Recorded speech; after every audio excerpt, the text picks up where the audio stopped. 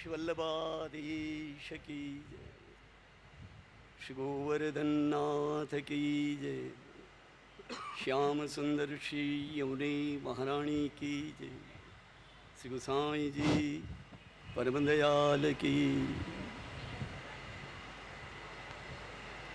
चिंता संतान हंतारो यत्पादांबुजरेणुः श्रियानान्तान् निजाचार्यान् प्रणमामि मुहुर्मुहुः। यदनुग्रहतो जन्तुः सर्वदुःखातिगो भवेत् तमहं सर्वदा वन्दे श्रीमद्वल्लभनन्दनम्। यदुक्तं तात चरणैः श्रीकृष्णशरणं मम अतएवास्ति मच्चित्त मयिके पारलौकिके। मम चित्तस्य विश्वासः श्रीगोपीजनवल्लभे यदा तदा कृतार्थोऽहं शोचनीयो न कर्हिचित्। यस्य प्रसादाद् वागीशा प्रजैषा भुवन्नता क्षुद्रापि भवन्त्यासु श्रीकृष्णं तं नतोऽस्म्यहं।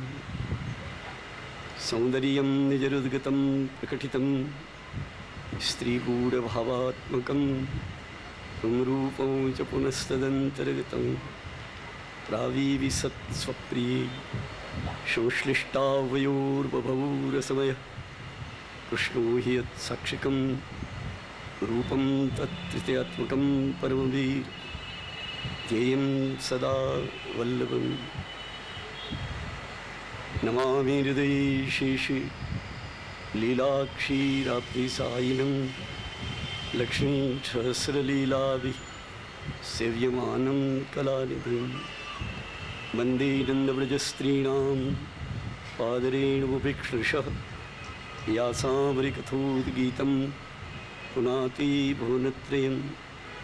अज्ञानतिमिरान्धस्य ज्ञानाञ्जनशलाकया चक्षुरुन्मीलितं येन तस्मै श्री गुरु।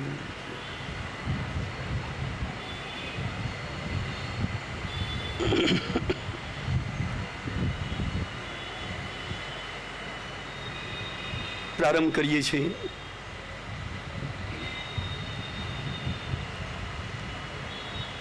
પ્રશ્નો ઘણા છે, ટોટલી મારી પાસે 55 પ્રશ્ન, 55નો આંકડો છે। તેમાંથી આપણા પુષ્ટિ માર્ગને અનુરૂપ જેમાં આપણા પુષ્ટિ પુરુષોત્તમના સ્વરૂપનું કંઈ પણ નિરૂપણ આવે, આપણા શ્રી મહાપ્રભુજી, આપણા શ્રી ગુસાઈજી તેનું સ્વરૂપનું આંતરબાહ્ય રીતે જે રીતે તેમાં એ પ્રશ્નમાં નિરૂપણ હોય એવા પ્રશ્નોને લઈને આપણે આપણા પુષ્ટિ માર્ગને યત્કિંચિત સમજવાને માટે આપણે પ્રયત્ન કરીએ। આમાં ઘણા પ્રશ્નો એવા પણ છે કે જે એક પ્રકારે લૌકિક કહેવાય, એમાંથી આપણને કોઈ માર્ગીય કોઈ પણ પ્રકારનું જ્ઞાન મળવાનું નથી। આપણે આપણા માર્ગને સમજવો છે અને તેના હિસાબે આ સુંદર આયોજન થયેલું છે। શિક્ષાપત્ર શ્રી હરિરાયચરણ, અને હરિરાયચરણનું શિક્ષાપત્ર એટલે એના બે ભાવ છે। એક તો આપણને દૈવી જીવો, પુષ્ટિજીવોને શિક્ષણ આપવું, એટલે આ અલૌકિક સ્વરૂપ જ્ઞાન કરાવવું। શિક્ષાનો અર્થ એક આ છે, અને સાથે સાથ આપણે આપણા માર્ગથી વિચલિત થઈ ગયા હોય કોઈ પણ કારણે તો તેને શિક્ષા આપવી, જેને આપણે ચાલુ ભાષામાં કહીએ કે દંડ આપવો, હે ને, લાઈક વન ટીચર, હે ને। શિક્ષાના બે અર્થ છે। એનો એક પ્રકાર આ છે કે જે આપણને શિક્ષણ આપે છે, આપણા માર્ગનું આપણને આંતરબાહ્ય અલૌકિક દરેક પ્રકારનું જ્ઞાન આપણને આપે છે, માટે શિક્ષાપત્ર છે. તો તેની અંદર આપણા ભાવોનો પણ પ્રકાર બતાવેલો છે. નક્ષિક ઠાકુરજીના શ્રૃંગારના ભાવોનું પણ એમાં વર્ણન કરેલું છે. બીજું શિક્ષાપત્ર કે જેમાં એક નકવેસરનો શું ભાવ છે, ચીબુકનો શું ભાવ છે, ચરણારવિંદના નૂપુરનો શું ભાવ છે, અલંકારનો શું ભાવ છે, એક ભાવોના ભાવાત્મક પ્રકારો પણ કેના કેના ભાવથી ધરવામાં આવે છે. એ અલૌકિક ભાવોનું પણ શિક્ષાપત્રમાં સુંદર રીતે એકને ખોલીને શેરરાય ચરણે બતાવેલું છે. તો તેનાથી આપણને આપણા માર્ગનું આપણને અંતર્બાહ્ય જ્ઞાન થાય તે હિસાબે શિક્ષાપત્ર છે. સાથે સાથ તેની અંદર આપણને શિક્ષા પણ આપેલી છે. શિક્ષાના બે અર્થ છે. એક તો શિક્ષણ આપવું, ભણાવવું, અને શિક્ષાનો બીજો અર્થ થાય છે કે શિક્ષા કરવી, એ પણ છે. આ ત્રણેય વસ્તુ આપણને શિક્ષાપત્ર દ્વારા 41 શિક્ષાપત્ર દ્વારા આપણને પ્રાપ્ત થાય છે.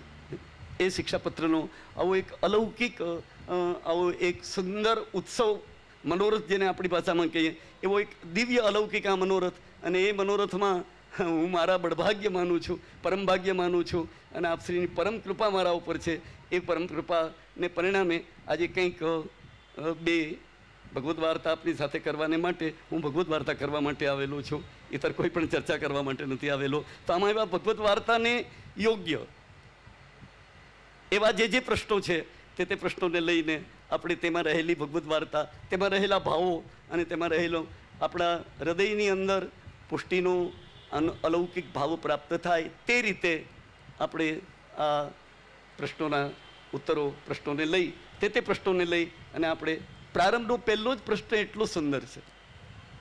સૌથી પહેલો પ્રશ્ન શ્રુતિબેન પ્રણવભાઈ શાહનો છે. પ્રશ્ન કરનાર બધા અહીં બેઠા જ હશે, હોવા જ જોઈએ. એટલે મારે જાણવું નથી કે શ્રુતિબેન, પણ આ જેણે પ્રશ્નો કર્યા છે એ લોકો ખાલી પ્રશ્ન કરીને ભાગી નહીં ગયા હોય. સાવ ચાલુ ભાષા બોલું છું. ખાલી પ્રશ્ન કરવા પૂરતા પ્રશ્ન નથી કર્યા. એણે પ્રશ્ન કરીને જો ચાલ્યા ગયા હોય તો પછી એ પ્રશ્નોને અમારે સ્થાન આપવાનો કોઈ અર્થ જ નથી. એવા પ્રશ્નોને શા માટે અમારે લેવા? ખાલી પ્રશ્ન જ કરવા છે, બસ મન ફાવે એવા પ્રશ્ન કરી દેવા છે. અને એની અંદર નકામો ટાઈમ વેસ્ટ કરવો કે નહીં. અમે અલૌકિક શિક્ષાપત્રની અંદર બતાવેલા ભાવો અને તે ભાવોને આપણે આપણા હૃદયારૂઢ કરવાને માટે આ પ્રશ્નો તેને આપણે લઈને બેઠા છીએ. પહેલો પ્રશ્ન બહુ સુંદર છે. અક્ષય તૃતીયાનું મહત્વ શું? બહુ સુંદર અલૌકિક વાત છે.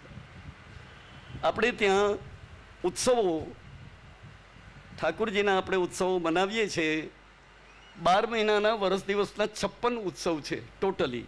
જન્માષ્ટમીથી શરૂઆત કરીએ અને એક ઉત્સવોને આપણે બરોબર લિસ્ટ બનાવીએ તો ટોટલી 56 ઉત્સવ છે. જન્માષ્ટમીથી એટલે શ્રાવણ વદ આઠમથી શરૂ કરીએ અને બધા ઉત્સવ, નાના મોટા ઉત્સવોને લઈએ તે શ્રાવણ વદ સાતમ, અષ્ટમીનો આગલો દિવસ, તે પણ ઉત્સવ છે. તે છઠ્ઠી મહોત્સવ છે આપણે ત્યાં. તો ત્યાંથી લઈને ત્યાં સુધી 12 મહિનામાં ટોટલી 56 ઉત્સવ છે. અને 56 ઉત્સવનો પ્રકાર ઠાકુરજીએ પોતાના માતૃચરણ એટલે શ્રી યશોદાજીને એ 56 ઉત્સવનું આપણા માતૃચરણને આપણે બતાવેલું છે. તેનું હરિરાયજીનું જ કીર્તન છે, રસિકરાયજીનું જ કીર્તન છે. રહ્યો મોઈ શ્રી વલ્લભ ગ્રહ ભાવે. કીર્તનનો પ્રારંભ છે, છાપેલામાં પણ છે, રહ્યો મોઈ શ્રી વલ્લભ ગ્રહ ભાવે. અને તેમાં જન્માષ્ટમીથી આપ બતાવે છે કે ઠાકોરજીને મા બાપની, માતા અને પુત્રની વચ્ચે એક મીઠો ઝઘડો, બહુ મીઠો ઝઘડો છે. બહુ સુંદર એ પ્રકાર છે.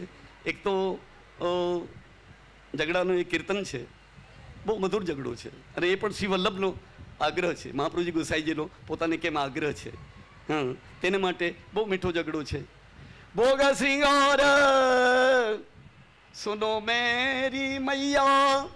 ઠાકોરજી માને કે જશોદાજીને, સાંભળ માં બરોબર, ધ્યાન દઈને સાંભળ, ઉડાવી નહીં દેતી મારી વાત.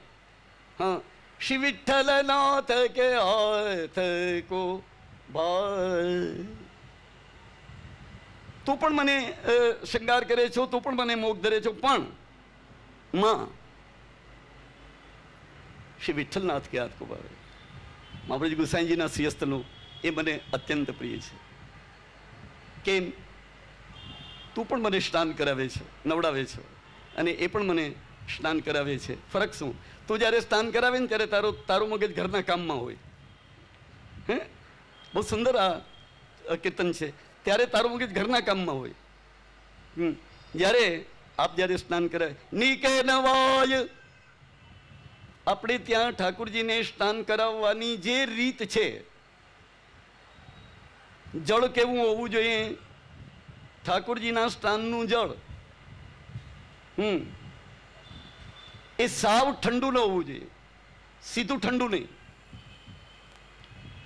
આજે ગરમીના દિવસો છે તો તેને ગરમ કરીને પછી ઠંડુ કરવું, પણ ગરમ કરવું જોઈએ.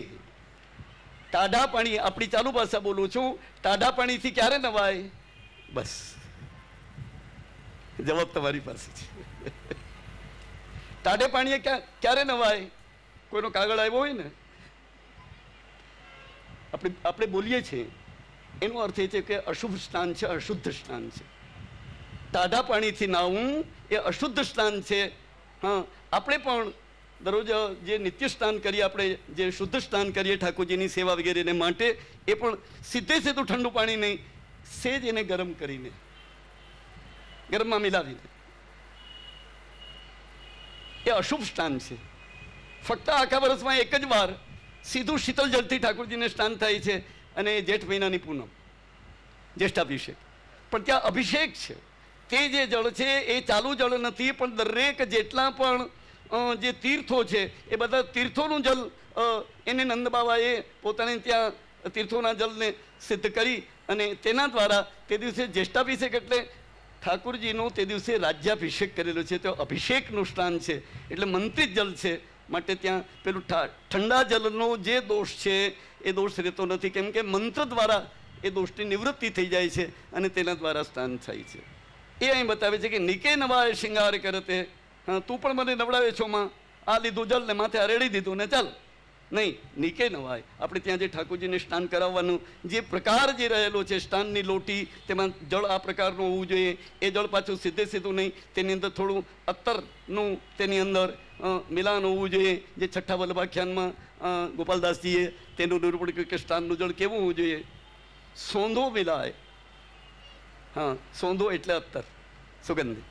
એની અંદર તે સુગંધિત એ બનાવી, ત્યાર પછી ધીમી ધારથી, હા, આમ ચોળી ચોળીને નહીં, સાવ ઉપરથી ધાર કરીને સ્નાનનો પ્રકાર આપણા હાથનો સ્પર્શ થવો જોઈએ, તે રીતે સ્નાન. તો એ કહે છે કે નીકે નવાય શૃંગાર. અને પછી શૃંગાર પણ જ્યારે ધરે, તું પણ પાક બાંધે છો, આ બાંધી દીધી કેમ કે તારું ઘરકામ હોય, હવે જા ગાયો ચરાવવા માટે. નહીં, આછી, કેવો સુંદર શબ્દ વાપર્યો છે. નીકે નવાય શૃંગાર કરતે આછી રુચિ સોમોહી પા. સુંદર પ્રકારે ને મને જેવી રુચિ, મને જેવી ગમે તે પ્રકારે પાગ આપ ધરે છે. જે આપણે ત્યાં પાગના અલગ અલગ પ્રકારો રહેલા છે, ગોળ પાગ, આ પાગ, આ પાગ, એ આપણે ત્યાં પ્રકારો. હે, આછી રુચિ સોમોહી પાગ બંધાવત. આ બધું તો કે પણ ઠાકોરજીને એને મા દીકરાને ઝઘડો શું હતો? મૂળ ઝઘડો એ હતો કે તું દધી માખણ મોસો છીપાવત. મૂળ ઝઘડો આ હતો, અલૌકિક ઝઘડો છે. તું દધી માખણ મોસો છીપાવત. એક દિવસે ખાલી દામોદર લીલાના પ્રસંગને ઠાકોરજી યાદ કરીને કહે છે યશોદાજીને કે તે દિવસે મેં ઘરની અંદર જે માટીની ગોળી ફોડી નાખી, અને મેં એ જે ભાંગફોડ કરી એને યાદ રાખીને ત્યારથી મહારાજ, હું ઘરનો દીકરો, દહીંને માખણ તો મારાથી છુપાવે છો, જ્યારે એ મારે માટે ભંડાર ખુલ્લો રાખે છે. આપણે ત્યાં આજ પણ રીત છે કે પ્રસાદી ભંડાર અને કણભંડાર એને તાળું ન લાગે. આજ પણ એ લોકોને ત્યાં રીત છે. શ્રીનાથજીથી ને બધે ઠેકાણે, આ બે ઠેકાણે લોકઅપ નથી થતું. હા, ત્યાં પહેરદાર રહેશે પણ તાળું ન લાગે. પ્રસાદી ભંડાર અને કણ ભંડાર સામગ્રીને માટેનું, એના પર તાળું ન લાગે. એ અહીંયા બતાવેલું છે. અને એ જે રીતે ત્યાં બતાવ્યું છે એ પ્રમાણે આ અહીંયા 56 જે આ કીર્તનમાં પણ યશોદાજીને કહે છે કે રહ્યો બોઈ શ્રી વલ્લભ ગ્રહ ભાવે. માં, મને અહીંયા કરતાં શ્રી વલ્લભને ઘેરે રહેવું એ મને બહુ જ ગમે છે. કેમ? એમ કે પછી જન્માષ્ટમીથી લઈને જન્માષ્ટમીનો મને આ પ્રમાણે તિલક કરે, જન્માષ્ટમીનું મને પંચામૃત સ્નાન કરાવે, એક એક પ્રકારે આવા 56 ઉત્સવો છે. 56 ઉત્સવમાં અક્ષય તૃતીયાનો ઉત્સવ, પેલો પ્રશ્ન, એનું મહત્વ શું? ચારે ચાર યુગ, સતયુગ, ત્રેતાયુગ, દ્વાપરયુગ, કલયુગ, ચારે ચાર યુગ, એ યુગના જન્મદિવસ જે દિવસે તે યુગ બેસે એને આપણે જન્મદિવસ કહીએ છીએ. જ્યોતિષનો વિષય છે થોડો, તો ત્યાં બતાવ્યું છે સતયુગનો જન્મદિવસ એટલે અક્ષય નવમી, કારતક શુદ્ધનો, એ આપણે ત્યાં ઉત્સવ બનાવાય છે, અક્ષય નવમીનો ઉત્સવ. ચારે ચાર યુગના ઉત્સવ આપણા ઠાકુરજી મનાવે છે, શ્રી મહાપ્રભુજી મનાવે છે. કેમ કે શાસ્ત્રમાં એ ચારે ચાર યુગ એનું ઉત્તમ સ્વરૂપ છે, મહાન સ્વરૂપ છે, માટે તેના જન્મદિવસ મનાવવા જોઈએ. આ શાસ્ત્રીય ઉત્સવ છે, મુખ્યત્વે શાસ્ત્રીય ઉત્સવ છે. શાસ્ત્રમાં બતાવેલો છે કે યુગનો ઉત્સવ છે, યુગ પ્રારંભ છે. આ હિસાબે એ ઉત્સવ આપણે ત્યાં ઠાકુરજીનો આપણે મનાવીએ છીએ. પછી ત્રેતાયુગનો, તે દિવસે ત્રેતાયુગનો પ્રારંભ છે. અક્ષય તૃતીયા એટલે ત્રેતાયુગનો જન્મદિવસ, અક્ષય નવમી એટલે સતયુગનો જન્મદિવસ, અક્ષય તૃતીયા એટલે ત્રેતાયુગનો જન્મદિવસ. પછી દ્વાપરયુગનો જન્મદિવસ એટલે જન્માષ્ટમી પછીની તેરસ, જન્માષ્ટમી પછીની તેરસ એટલે દ્વાપરયુગનો જન્મદિવસ. તે દિવસે પણ કોલે જોડનો શિંગાર આવે છે, આપણા ઠાકોરજી ઉત્સવ મનાવે છે. અને કળિયુગનો જન્મદિવસ એટલે આપણી ગુજરાતી ભાદરવા વદ બારસ, કે જે દિવસે શ્રી મહાપ્રભુજીના પ્રથમ વલ્લભ રાજકુમાર શ્રી ગોપીનાથજીનો પ્રાકટ્યનો દિવસ છે, તે દિવસે કળિયુગનો જન્મદિવસ છે. આ રીતે તો અક્ષય તૃતીયાનું મહત્વ શું, તેમાં સૌથી પહેલો ત્રેતાયુગનો પ્રારંભ છે. બીજું આપણે ત્યાં એની વિશેષતા, શ્રીનાથજીનું મંદિર જે સિદ્ધ થયું, પહેલાં મહાપ્રભુજીએ તો નાના એવા મંદિર ઝોપડી બનાવીને પધરાવ્યા હતા. ત્યાર પછી આપણે વાર્તા પ્રસંગમાં જાણીએ છીએ કે શ્રીજી બાવાનું મંદિર સુંદર રીતે જે સિદ્ધ થયું, અને તે મંદિરમાં શ્રીજી બાવાને પાઠ પધરાવ્યા. એનો મુહૂર્તનો દિવસ એટલે શ્રીનાથજીના પાઠ બિરાજવાનો દિવસ છે. આપણે ત્યાં આને કારણે અક્ષય તૃતીયા, તેનો ઉત્સવ એ આ રીતે વિશેષ રૂપે મનાવવામાં આવે છે. એ સિવાય આપણે ત્યાં 6 ઋતુઓ સેવામાં, પુષ્ટિમાર્ગમાં, એટલે આપણે ત્યાંની લીલાત્મક ભાવની અંદર 6 ઋતુઓનો પહેલો દિવસ, જે દિવસે તે ઋતુનો પ્રારંભ થાય. આપણા લૌકિકના હિસાબે, આપણા હિસાબે, જ્યોતિષના હિસાબે 12 મહિના, 2 મહિનાની એક ઋતુ, 12 મહિનાને આ રીતે લેવામાં આવ્યા. હેમંત ઋતુના 2 મહિના, ત્યાર પછી આ. તો આપણે ત્યાં ગ્રીષ્મ ઋતુનો પ્રારંભ, ઠાકુરજીની ગ્રીષ્મ ઋતુનો પ્રારંભનો પહેલો દિવસ એટલે અક્ષય તૃતીયા. તે દિવસે ગ્રીષ્મ ઋતુનો પ્રારંભ છે, માટે તેને કારણે આપણે ત્યાં અક્ષય તૃતીયાનો ઉત્સવ આ રીતે મનાવવામાં આવે છે. આ સિવાય એક થોડીક, હવે થોડોક થોડોક ભાવાત્મક પ્રકાર એ આપણે અહીં લઈએ કે શ્રી મહાપ્રભુજી અહીંયા ભૂતલમાં પધાર્યા. નિત્યલીલા ધામમાં શ્રી વલ્લભ નિત્યને માટે ત્યાં બિરાજમાન છે. સ્વામીની ભાવિત રૂપે આપ ત્યાં બિરાજમાન છે, અને એ અહીંયા ભૂતલમાં પધાર્યા. તો ત્યાં નિત્યલીલા ધામમાં ઠાકુરજીને શ્રી વલ્લભ ત્યાંથી અહીંયા પધાર્યા, તેનો અત્યંત તાપક્લેશ થયો. આ એક બાબા સાહેબ એક વિશેષ સુંદર પ્રસંગ છે કે વલ્લભ અહીં પધાર્યા, એનો અત્યંત તાપક્લેશ ઠાકુરજીને ત્યાં નિત્યલીલા ધામમાં અત્યંત તાપક્લેશ થયો. તો તે તાપક્લેશની નિવૃત્તિને માટે ત્યાંના બધા નિત્યલીલા ધામના બધા ભગવદીઓએ સ્વામિન્યાદિકે મળીને આપના તાપક્લેશને દૂર કરવાને માટે ચંદન વગેરે શીતલતા આપને કરેલી છે, કે જે આપણે ઠાકુરજીને તે દિવસે શીતલ ભોગ વગેરે આવે છે, ચંદન અંગીકાર કરાવવામાં આવે છે. તો શ્રી વલ્લભનો તાપક્લેશ દૂર કરવાને માટે, અત્યંત તાપક્લેશ આપને થયેલો હતો, તો તેને દૂર કરવાને માટે ત્યાં નિત્યલીલા ધામનો આ આખો પ્રકાર રહેલો છે. એટલે આ ઉત્સવ ત્યાં મનાવવામાં આવે છે કે જેથી શ્રી ઠાકુરજીને વલ્લભનો તાપક્લેશ એમાંથી નિવૃત્તિ મળે અને આપને આનંદ પ્રાપ્ત થાય. એ ભાવથી આપણે ત્યાં આ ભાવનું પ્રાધાન્ય છે. અને તે દિવસે ખાસ ચંદન ધરવામાં આવે છે, એટલા માટે આ ઉત્સવને ચંદન યાત્રા કહેવામાં આવે છે. આપણે ત્યાં 12 મહિનાના ઉત્સવમાં અમુક ઉત્સવની પછવાડી યાત્રા શબ્દ, રથયાત્રા, ચંદન યાત્રા, આ યાત્રા શબ્દ છે. તો અહીંયા ચંદન યાત્રા મને તે દિવસે ઠાકુરજીને ચંદન અંગીકાર કરવામાં આવે છે. તેમાં મુખ્ય 4 વસ્તુ ચંદનમાં હોય છે. સુખડ ઘસે છે તે એટલે ચંદન, કેસર, બરાસ અને ગુલાબજળ. આ 4થી ચંદન સિદ્ધ થાય છે. ઠાકુરજીને જે આપણે ચંદન ધરીએ છીએ તે આ 4 વસ્તુ દ્વારા સિદ્ધ થાય છે. તો એ 4 વસ્તુ જે આવે છે બિલકુલ ભાવાત્મક રીતે, ભાવભાવનાની રીતે આપણે લઈએ તો 4 યુથાધિપતિ, મુખ્ય સ્વામિનીજી, ચંદ્રાવલીજી, કુમારિકાના યુથાધિપતિ રાધા સહચરી અને શ્રી યમુનાજી, એ ચારેયના આનંદનો જે ભાવ જે રહેલો છે તેના ભાવથી આ 4 વસ્તુને મિલાવીને તેઓના હૃદયના ભાવપૂર્વક ઠાકુરજીને અંગીકાર કરાવવામાં આવે છે. અક્ષય તૃતીયાનો અમારે ત્યાં ઉત્સવ શાસ્ત્રીય રીતે અને આપણી રીતે અને સેવાની રીતે, ભાવાત્મક રીતે એ આપણને સુંદર રીતે પ્રાપ્ત થાય છે.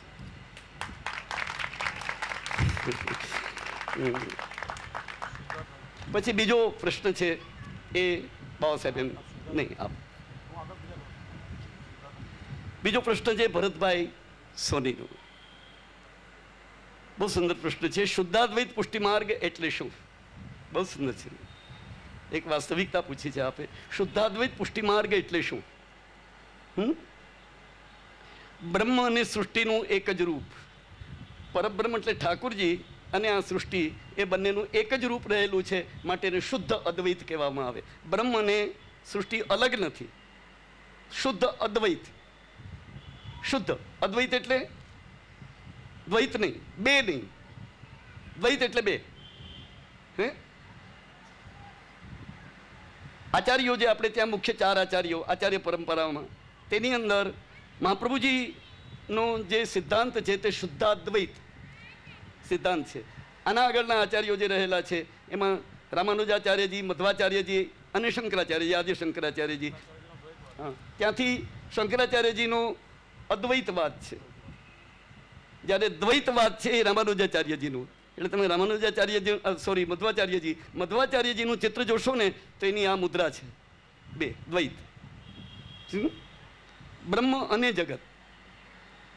જ્યારે મહાપ્રભુજી કહે ના, બ્રહ્મ એ જ જગત, બ્રહ્મ અને નહીં, શુદ્ધ અદ્વૈત. બ્રહ્મ અને નહીં, આ અને આ નહીં, આ અથવા આ નહીં, એક જ. કેમ કે ઠાકુરજી એ મૂળમાં છે કે આ સૃષ્ટિને પ્રકટ શા માટે કરી, તો ત્યાં શ્રુતિ બતાવે છે, વેદ શ્રુતિ ઉપનિષદ વગેરે બતાવે છે કે રમણાર્થમિદમ સર્વમ. આપને રમણ કરવાની ઈચ્છા થઈ, આપને ખેલવાની ઈચ્છા થઈ, તો એ કહો ન રમતે. કોઈ પણ રમત રમવી હોય, કોઈ પણ જાતની રમત રમીએ, કોઈ પણ રમત કોઈ એકથી રમાતી, કમથી કમ બે જોશે, કમથી કમ બે જોશે. નાના બાળકો બે ક્રિકેટ રમતા હોય, બે, એક બેટ્સમેન ને એક બોલર, એકથી કોઈ પણ રમત, ગમે તેવી રમત હશે, એકથી નહીં રમાય. એટલે ઠાકોરજીએ જ્યારે આ રીતે પોતાનો આનંદ દ્વારા રમણ કરવાની જ્યારે ઈચ્છા કરી, ત્યારે એકાકી ન રમતે તેને દ્વિતીયમ ઈચ્છત. શ્રુતિ બોલી રહી, શ્રુતિ કહે છે કે એકથી ન રમાય, માટે બીજાની ઈચ્છા કરી. અને બીજાની જે ઈચ્છા કરી તે કોણ? આપનાથી બીજું કોઈ નહીં. એ બીજાની જે ઈચ્છા કરી તે પોતે પોતાની અંદરથી પોતાના આત્મ સ્વરૂપ, સ્ત્રી ભાવાત્મક સ્વરૂપને પ્રકટ કર્યું. ઠાકુરજીનો આત્મા.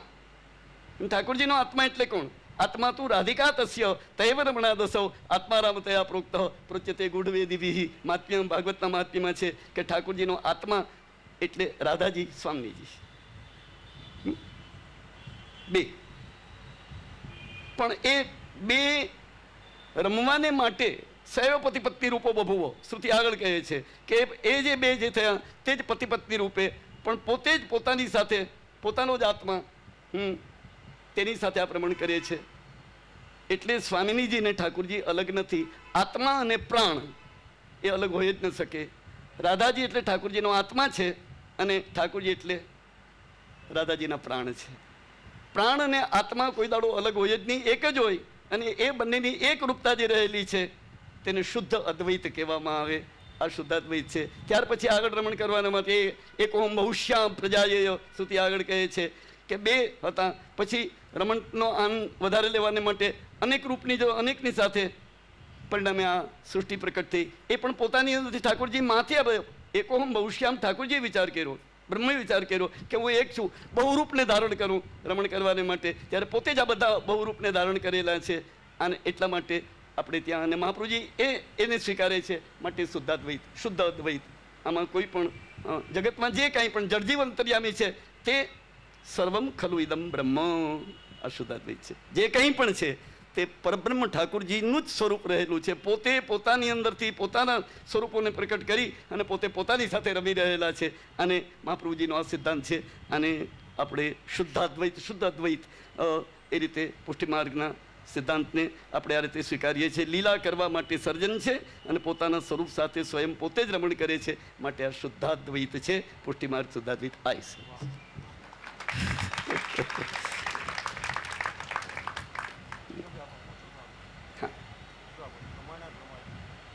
હા, દિવ્યેશભાઈ રૂપારેલિયા, ત્રીજો પ્રશ્ન છે, પ્રમાણ અને પ્રમેયમાં ફરક શું? સરસ પ્રશ્નો કરેલા છે, બહુ સુંદર પ્રશ્નો છે. અમુક એવા લૌકિક છે એટલે એના ઉપર ધ્યાન નથી આપવાનું, અથવા એ હશે તો આપણે સોંપી દઈશ કે આપ એનો જવાબ દીધા કરો, મારું કામ નથી. આઈ એમ વેરી સોરી. કેમ કે હું પોતે લૌકિકમાં કંઈ જાણતો નથી. મારી હાલત એ છે. હું એવો સંસારી નથી કે આવા સંસારના પ્રશ્નોનો ઉત્તર આપું. આઈ એમ વેરી સોરી. ત્યાં હું લાચાર છું.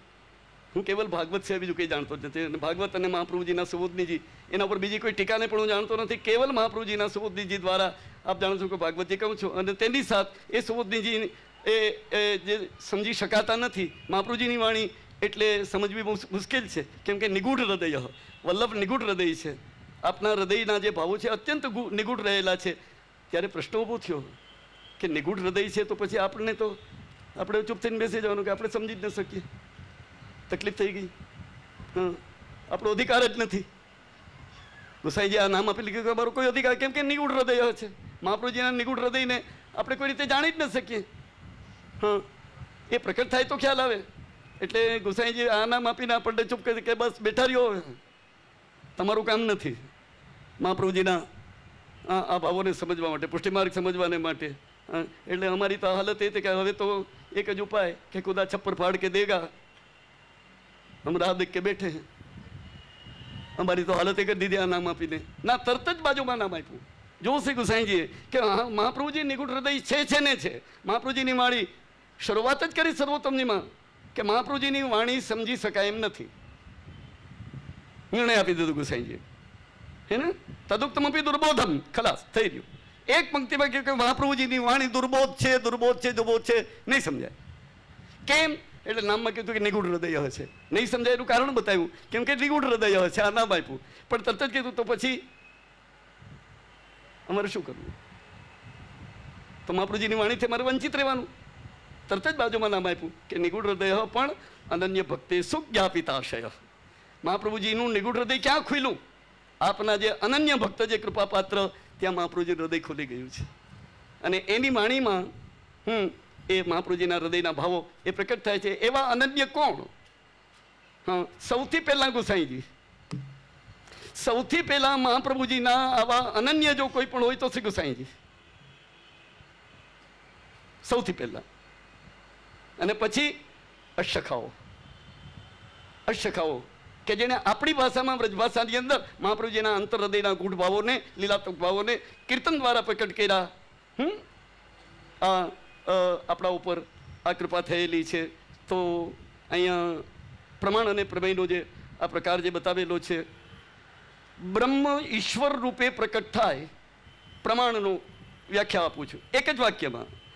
બ્રહ્મ ઈશ્વર રૂપે પ્રકટ થાય, ભગવાન રૂપે પ્રકટ થાય જુદા જુદા અવતારો દ્વારા, અને જે કંઈ પણ કાર્ય કરે તેને પ્રમાણ કહેવાય. જરાક સમજવા માટે.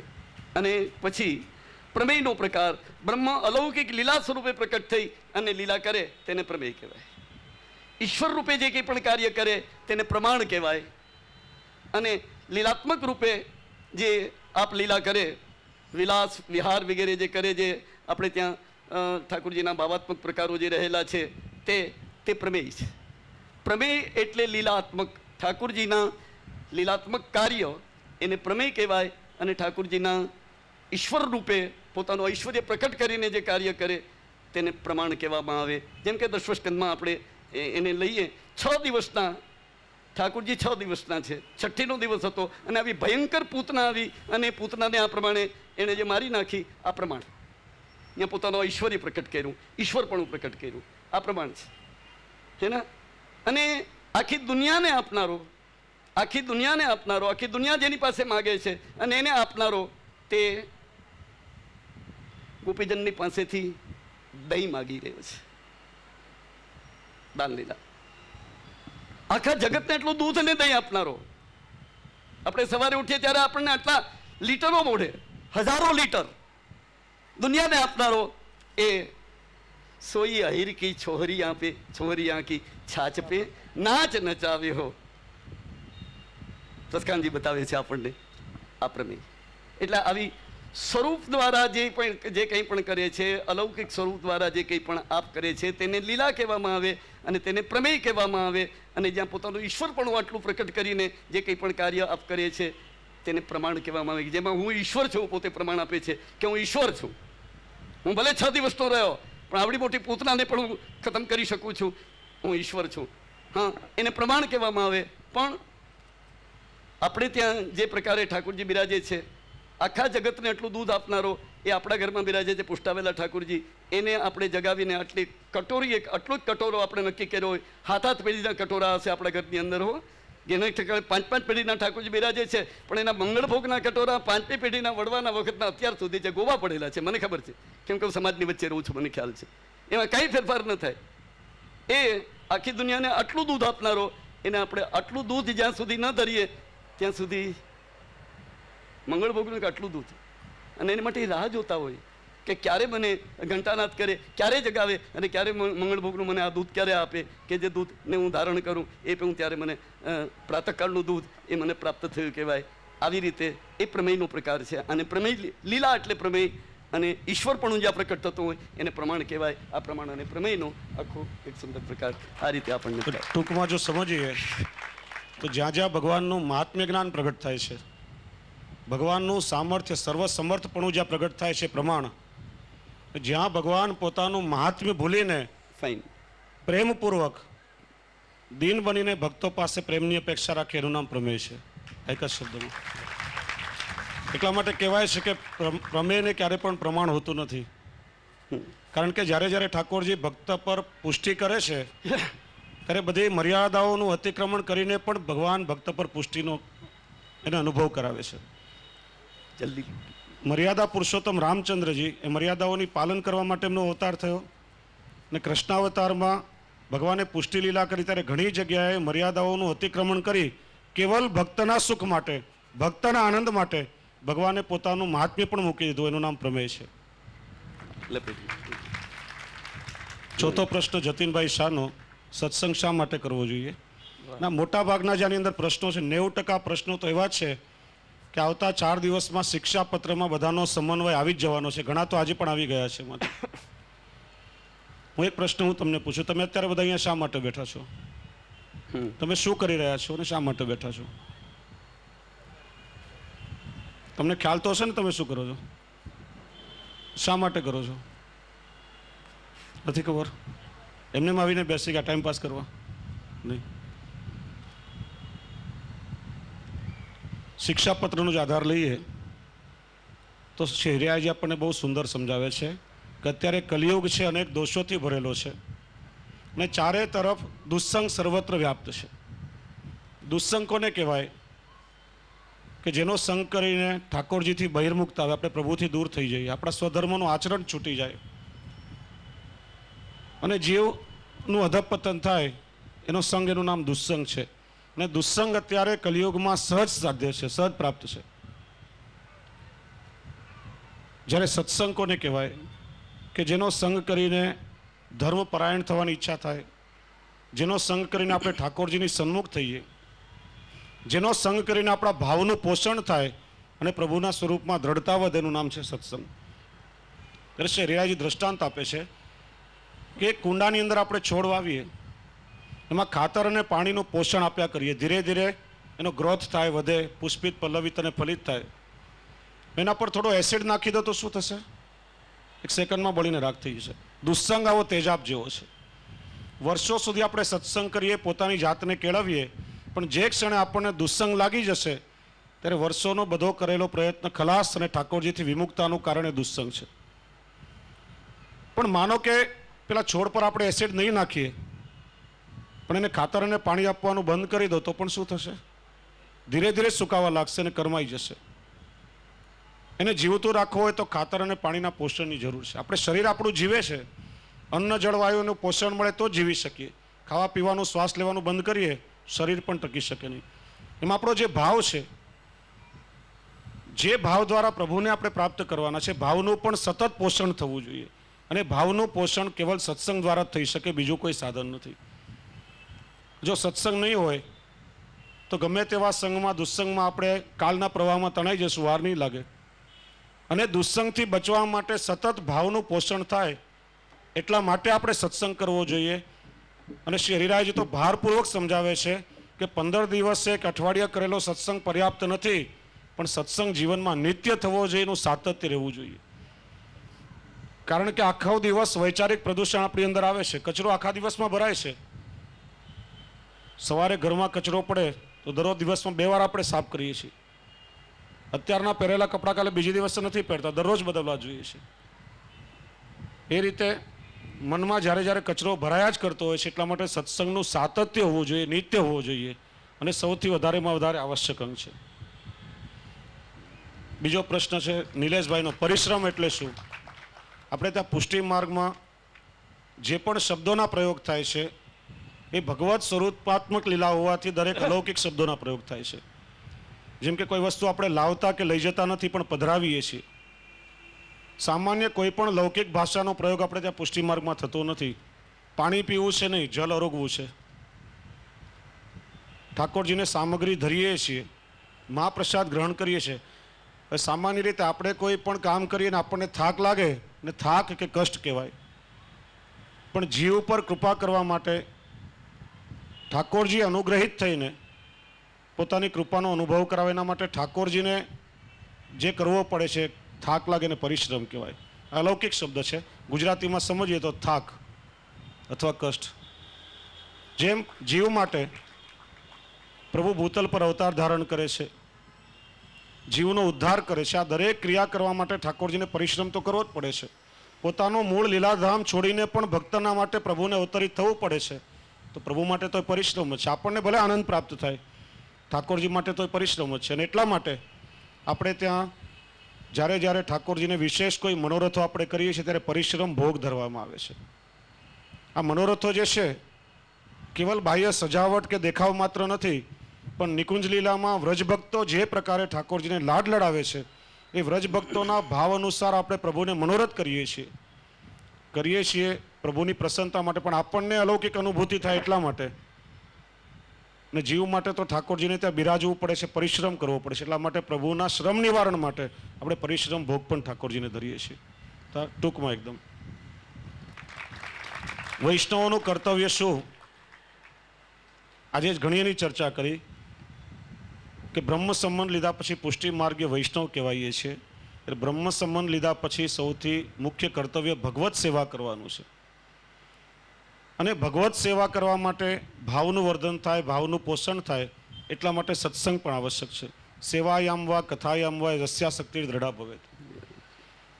આ બધો ખૂબ જ વિસ્તાર આપણા શિક્ષાપત્રમાં આગળ આવશે, એટલે અત્યારે બહુ વિસ્તાર નથી કરતો. પણ મુખ્ય કર્તવ્ય છે ભગવત સેવા કરતાં કરતાં સમર્પિત જીવન જીવવું અને સત્સંગ દ્વારા નિરંતર પોતાનું ભાવ પોષણ થાય અને પ્રભુની કોઈ પણ પ્રકારે સન્મુખ રહીએ, એ આજના સમયમાં આપણું મુખ્ય કર્તવ્ય છે. કલ્પેશભાઈ શાહ, આશ્રય અને અન્યાશ્રય એટલે શું? શબ્દ તમે ધ્યાન આપો. અન્ય આશ્રય અને અનન્ય એટલે ન અન્ય. આની સાથે જ બીજા એક પ્રશ્નનો પણ જવાબ અંદર આવી જાય છે કે વૈષ્ણવ બીજા કોઈ અન્ય દેવને માનતા નથી. આ બંનેનો સાથે જ કહું છું. સોનલબેનનો કોઈનો પ્રશ્ન છે કે વૈષ્ણવ બીજા અન્ય દેવોને માનતા નથી. મર્યાદા માર્ગના એક સૂફી સંત કબીરજીએ પણ કહ્યું છે કે એક સાધે સબ સધે, સબ સાધે સબ જાય. અમારી કાઠિયાવાડની ભાષામાં કહું તો ખેતી કરવી હોય એના માટે કૂવો ગાળવો પડે. 100 હાથનો એક કૂવો ગાળીએ તો એમાંથી પાણી પણ નીકળે અને ખેતીવાડીની સિંચાઈ પણ થાય. પણ 10-10 હાથના 10 કૂવા ગાળો તો શું થશે? જમીન પણ બગડશે અને પાણી નહીં મળે ને ખેતી સુકાઈ જશે. એમ જીવનમાં આશ્રય કરવો હોય તો કેવલ એકનો જ આશ્રય થાય. ચારે બાજુ ભટકીને કોઈના હાથમાં કંઈ આવતું નથી. આ અનન્ય આશ્રય ખાલી પુષ્ટિ માર્ગનો વિષય નથી. ઘણા લોકો આપણા પર આક્ષેપ કરે છે. મર્યાદા માર્ગમાં મીરાબાઈ જેવા ભક્ત પણ કેટલી ખુમારીથી કહે છે કે મેરો તો ગિરધર ગોપાલ દૂસરો ન કોઈ, બીજા કોઈને તો ઓળખતી જ નથી. તો ભાઈ પુષ્ટિ ભક્તો અનન્ય શા માટે ન હોય? ગોસ્વામી તુલસીદાસજી એમના ભાઈ નંદદાસજીને મળવા માટે જ્યારે જતીપુરા આવ્યા, કહ્યું કે દર્શન ખુલ્યા છે, શ્રીજી બાવાના દર્શન કરો. તો કહ્યું રામચંદ્રજી સિવાય તુલસીદાસનું મસ્તક ક્યારે કોઈને પણ નમતું નથી. જો મને રામચંદ્રજી સ્વરૂપે શ્રીનાથજી દર્શન આપે તો જ મારું મસ્તક ઝૂકે. કહા કહો છબી આજ કી ભલે બને હો નાથ, તુલસી મસ્તક જબ નમે ધનુષ બાણ લો હાથ. તો તમે જુઓ અનન્યતામાં કેટલી તાકાત છે કે એક મર્યાદા ભક્તની ભક્તિને પોષણ આપવા માટે પુષ્ટિ પુરુષોત્તમ શ્રીનાથજીએ કિરીટ અને ધનુષ બાણ લઈ રામચંદ્રજીના સ્વરૂપમાં દર્શન આપ્યા ને ત્યારે તુલસીદાસજીએ સાષ્ટાંગ દંડવત કર્યા. અને શ્રી ગુસાઈજીના પાંચમા લાલજી રઘુનાથજીને જાનકી વહુજીએ શ્રી રામચંદ્રજીને સીતાજી સ્વરૂપે એમને દર્શન આપ્યા. કિત ગોપી કિત ચંદ્રિકા કિત મુરલી કિત ચંદ્રિકા કિત ગોપીન કો સાથ અપને ભક્ત કે કારણે કૃષ્ણ બને રઘુનાથ. લૌકિક ભાષામાં આપણે કહીએ તો કન્યાનું જ્યારે વરણ થાય ત્યારે એનો સંપૂર્ણ આશ્રય, સંપૂર્ણ પાતિ વ્રત્ય નિષ્ઠા પોતાના પતિના ચરણોમાં હોય છે. આશ્રય કેવલ પતિનો કરે છે. એનો અર્થ કે લૌકિકમાં પોતાના પરિવારનો અનાદર નથી કરતી. સાસુ સસરા દેર જેઠ નણંદ ભોજાઈ એ બધાને યથાયોગ્ય માન સન્માન અને આદર તો આપતી જ હોય છે. પણ એ જૂઠણ ખાશે તો કેવલ પોતાના પતિનું સંપૂર્ણ આશ્રય પતિનો હોય છે. બીજાનું જૂઠું હોય એટલું ક્યારે પણ ખાશે નહીં. એમ શ્રી મહાપ્રભુજી સમજાવે છે કે ભગવાન શ્રી કૃષ્ણ એ કોઈ લૌકિક પ્રાકૃત દેવ નથી, પણ દેવાધિદેવ પરબ્રહ્મ પરિપૂર્ણ પુરુષોત્તમ શ્રી કૃષ્ણ છે. એના માટે ઉપનિષદોએ પણ કહ્યું એતે ચાંસ કલા પુંસ કૃષ્ણસ્તુ ભગવાન સ્વયં. બીજા બધા ભગવાનના અવતાર કહેવાય છે, કૃષ્ણ એ અવતારી કહેવાય છે. બીજા બધા ભગવાનના અંશ છે, કૃષ્ણ એ સ્વયં અંશી સ્વરૂપે પોતે પ્રગટ થયા છે. ગઈકાલે ચર્ચા થઈ ગીતાજીમાં જે પ્રતિજ્ઞા કરી એ પ્રમાણે જ્યારે જ્યારે અવતાર કાર્ય કરવાની આવશ્યકતા આવી ત્યારે ભગવાને અંશ કલા વિવાદી અવતારોને પ્રગટ કર્યા છે.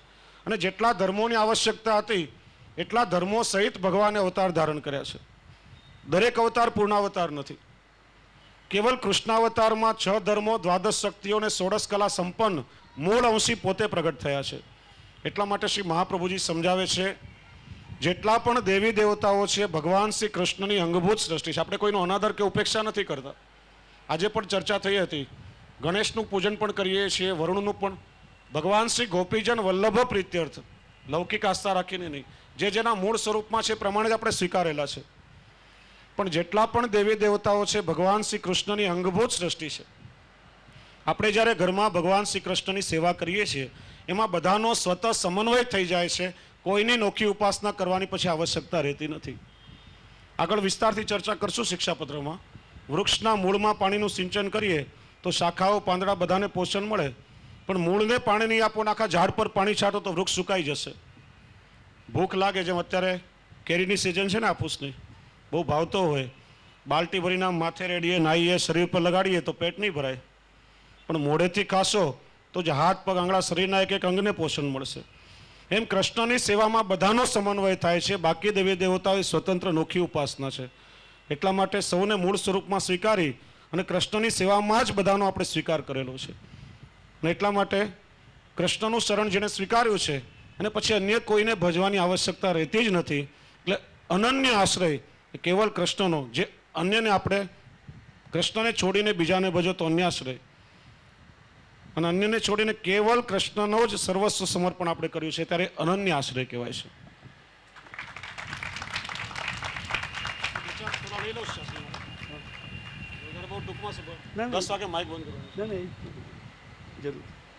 પુષ્ટિ પ્રવાહ અને મર્યાદામાં શું ફરક છે અંકિતભાઈ? શ્રી મહાપ્રભુજીના માટે ગ્રંથ આપ્યો છે. 3 પ્રકારની સૃષ્ટિ આચાર્ય ચરણ બતાવે છે: પુષ્ટિ જીવો, મર્યાદા જીવો અને પ્રવાહી જીવો.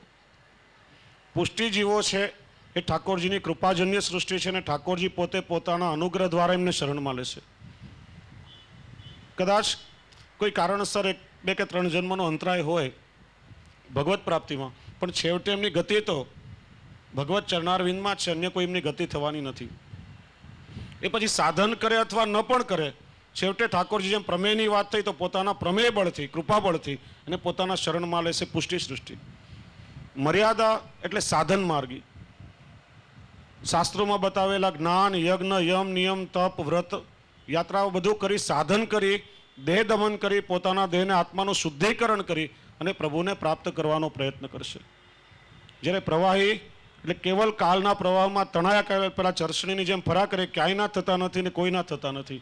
અનેક જન્મો આ રીતે લેવા પડે. છેવટે જ્યારે ઠાકોરજીની કૃપા થાય ત્યારે એમને પ્રભુ શરણમાં લે છે.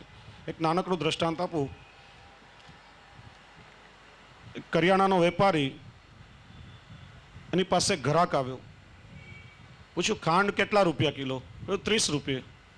30 રૂપિયા આપ્યા, પહેલાં એ ગલ્લામાં મૂક્યા, ત્રાજવા પર ખાંડ મૂકી, કિલો કરતાં થોડું વધારે વજન થયું, વધારાની બધી પાછી લઈને કિલોનું બરાબર વજન થયું એટલે પડીકું બાંધીને આપ્યું, લઈને ગયો.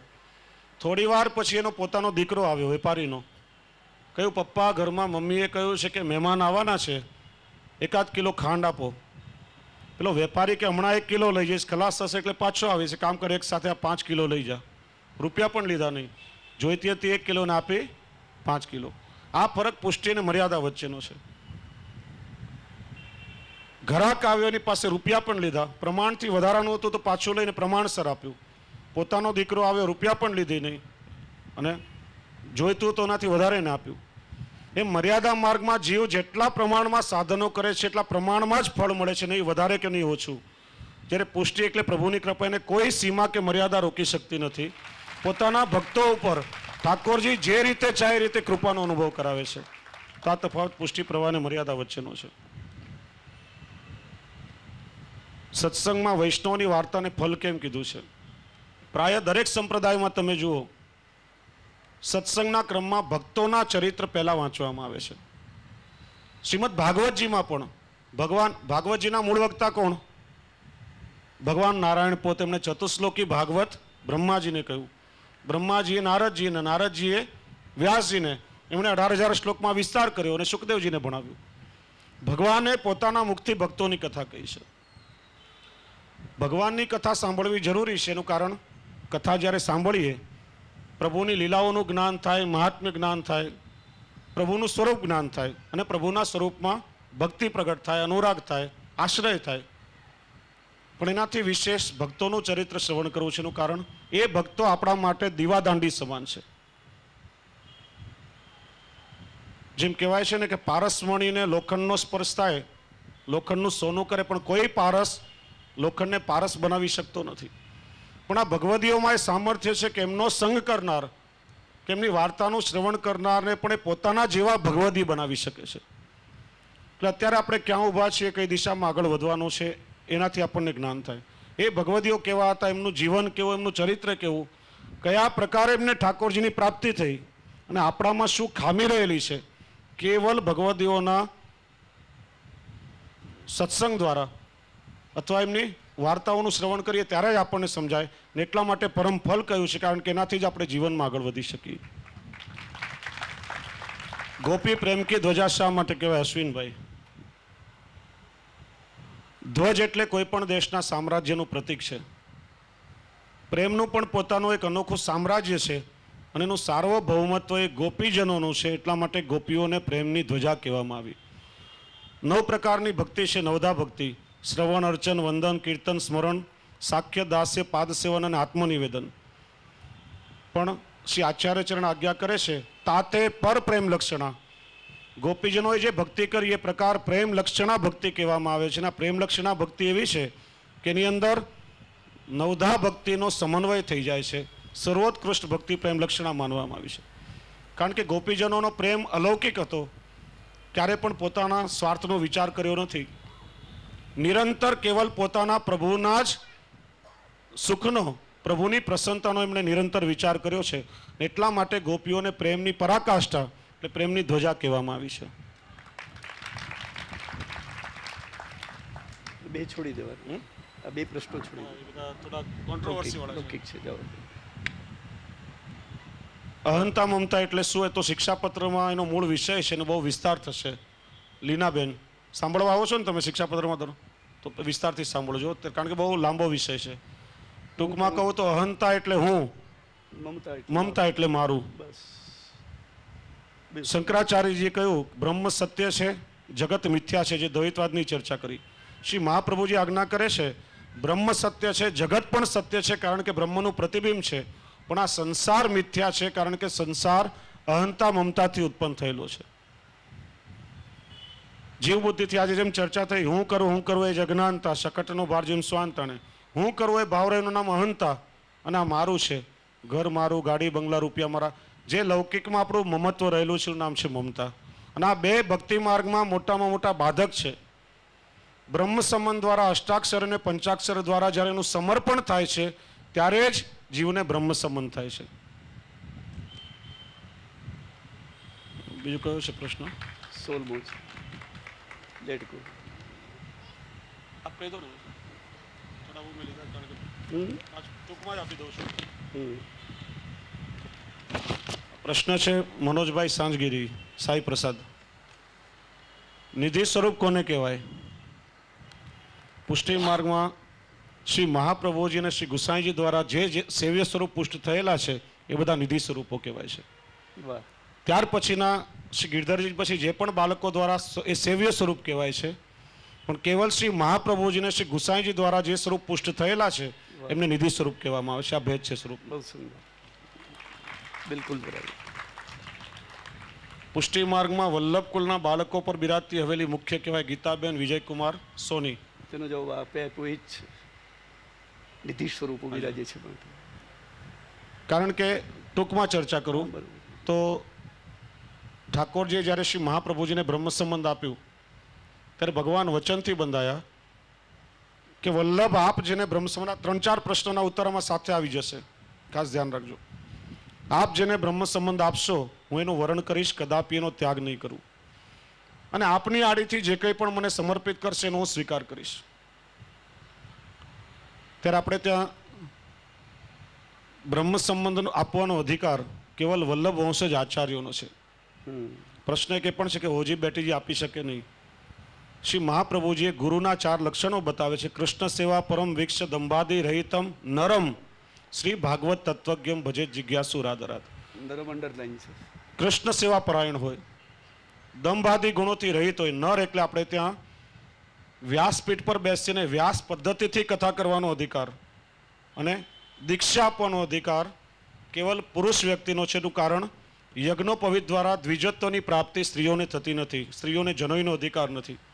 સ્ત્રી સંત હોઈ શકે, ઉપદેશક હોઈ શકે, શિક્ષક હોઈ શકે, પણ દીક્ષા આપવાનો, કારણ કે એમને જનોઈનો અધિકાર નથી.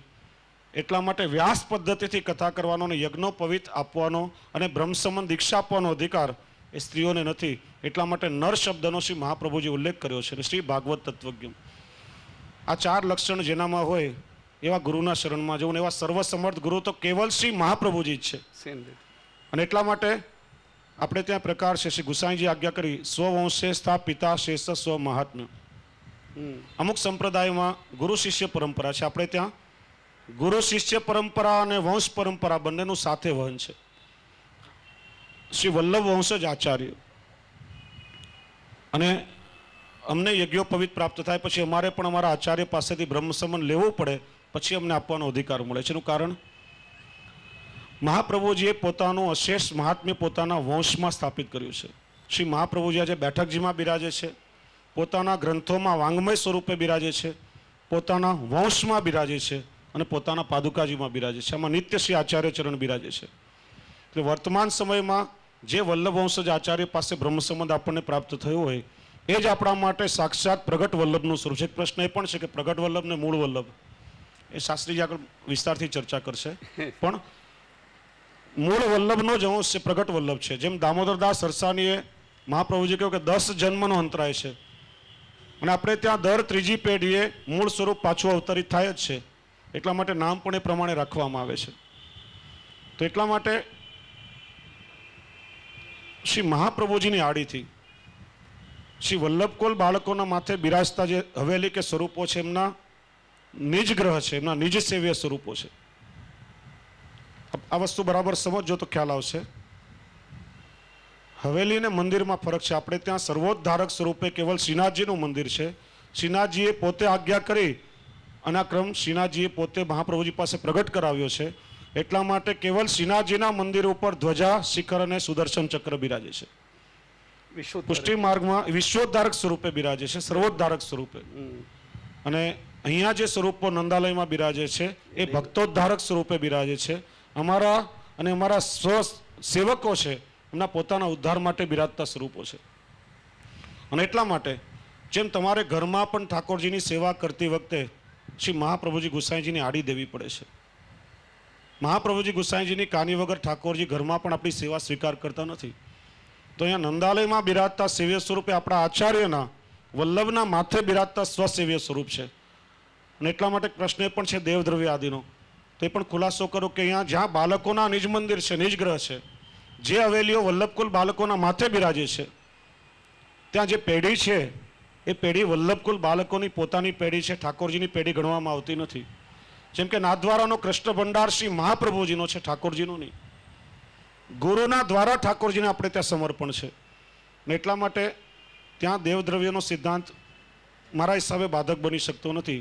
પણ આજકાલ એક નવી પરંપરા અને ફેશન ચાલી છે, 10-15 વૈષ્ણવો મળી સ્વતંત્ર એક ટ્રસ્ટ બનાવીને હવેલી ચાલુ કરી દે, જેના ગાદીપતિ આચાર્ય કોઈ વલ્લભકુલના બાળક નથી, કે જ્યાં વલ્લભની આડીથી ઠાકોરજીની સેવા થતી નથી, વલ્લભની મધ્યસ્થતા નથી, ત્યાં દેવદ્રવ્યનો સિદ્ધાંત 100% લાગુ પડે છે. અને ત્યાં વલ્લભની આડી જ નથી તો વલ્લભની કાની વગર ઠાકોરજી સેવા પણ કેવી રીતે સ્વીકાર કરે? એટલા માટે પુષ્ટિ માર્ગમાં મોટામાં મોટા નિષેધ પ્રકાર છે. ઘણી બધી મુંબઈમાં આવી હવેલીઓ છે કે જ્યાં વલ્લભકુલ બાળકોની આજ્ઞા વગર, તેમની મધ્યસ્થતા વગર 10-12 ટ્રસ્ટીઓએ ભેગા થઈ અને ક્રમ ચાલુ કરી દીધો. એમનું એકમાત્ર ઇન્ટેન્શન છે કે ખાલી આવક વધારો, બેંક બેલેન્સ કરો, જ્યાં ઠાકોરજીના સુખનો કોઈ વિચાર જ થતો નથી. તો એ પુષ્ટિ માર્ગમાં નિષેધ ક્રમ છે. અને મારા હિસાબે ત્યાં તો જ્યાં વલ્લભની આડી નથી ત્યાં ઠાકોરજી વલ્લભની આડી વગર અરોગતા પણ નથી, એટલા માટે ત્યાંનો તો મહાપ્રસાદ પણ નહીં લેવો જોઈએ.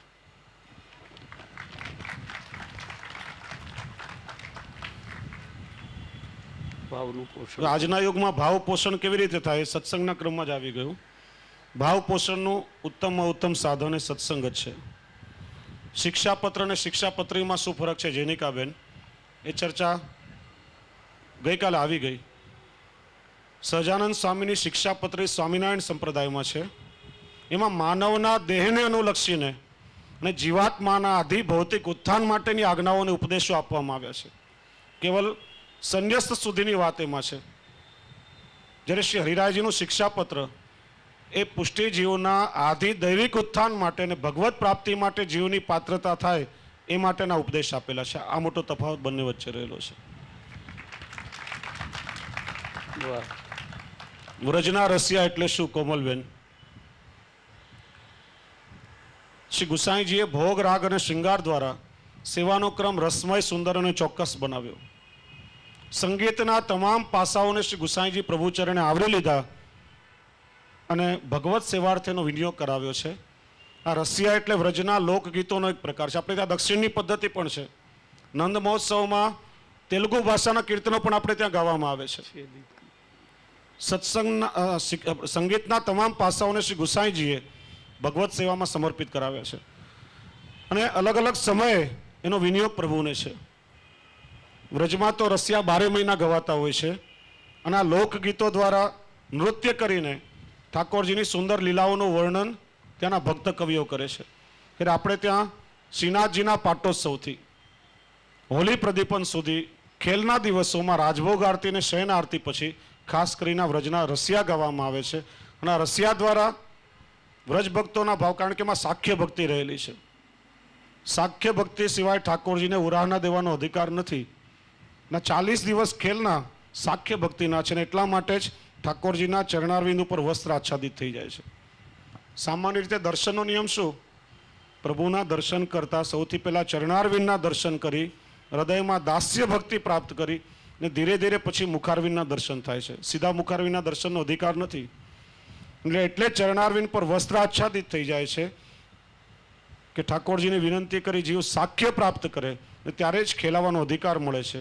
ના રસિયામાં પણ અમુક રસિયા તો ગારીના પણ છે. આપણે ત્યાં પ્રભુને વ્રજભક્તો ગારી આપે છે મીઠી મીઠી. દ્વે બાપ કે બીચવાળો, બે બાપ વાળો છે એવી રીતે. કારણ કે સાખ્ય સિવાય અધિકાર નથી. એટલે આ રસિયા દ્વારા વ્રજના લોકગીતોનું પણ શ્રી ગુસાઈજીએ સમર્પણ કર્યું અને એ રીતે આપણો ભાવ પ્રભુને અર્પિત કરીએ છીએ.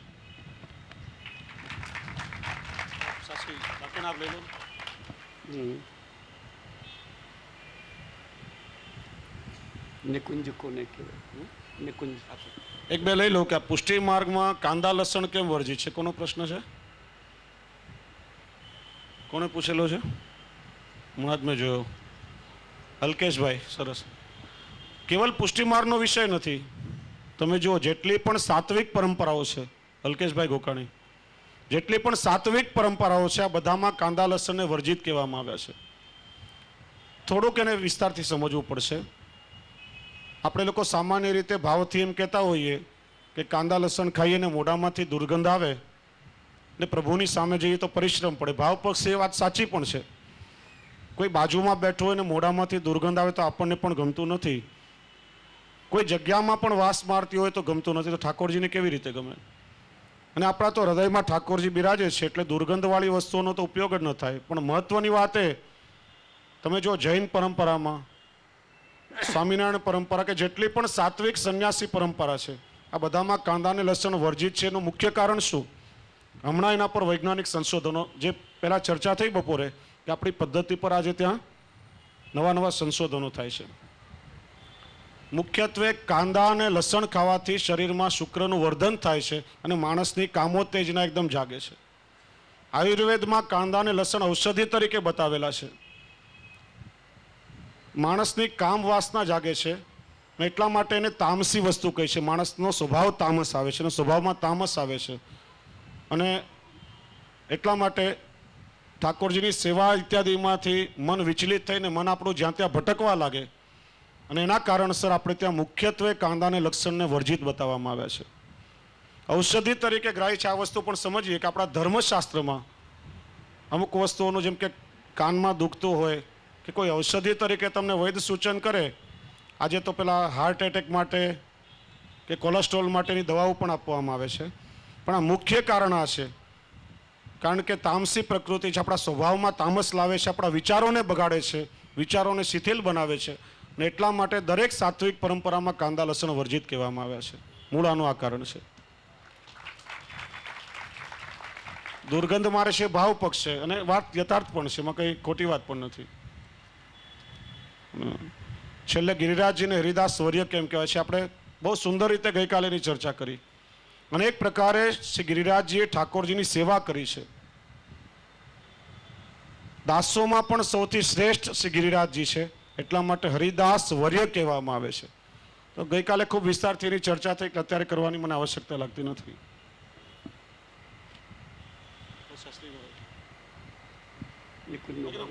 મોટાભાગના જે પ્રશ્ન છે, અસમર્પિત કેમ ન લેવું, પુષ્ટિ માર્ગમાં કાંદા લસણ તો આવી ગયું, પણ વિવેક ધૈર્ય આશ્રયનું શું? આજના યુગમાં પુષ્ટિ માર્ગનું આચરણ, મોટાભાગના 90% પ્રશ્નોના શિક્ષાપત્રમાં 4 દિવસમાં જવાબ મળી જ જશે. કારણ કે 10 વાગ્યા પછી માઇકની પરમિશન નથી, એટલે પણ સમયનો વિચાર પણ કરવો પડશે. પણ 1-2 પ્રશ્ન શાસ્ત્રીજી મહારાજ ત્યાં સુધીમાં લેશે. એક તો આરતીનું શું મહત્વ છે પુષ્ટિ માર્ગમાં?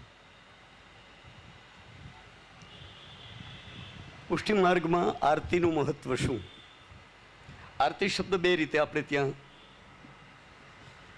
2 અક્ષર અને 3 અક્ષર.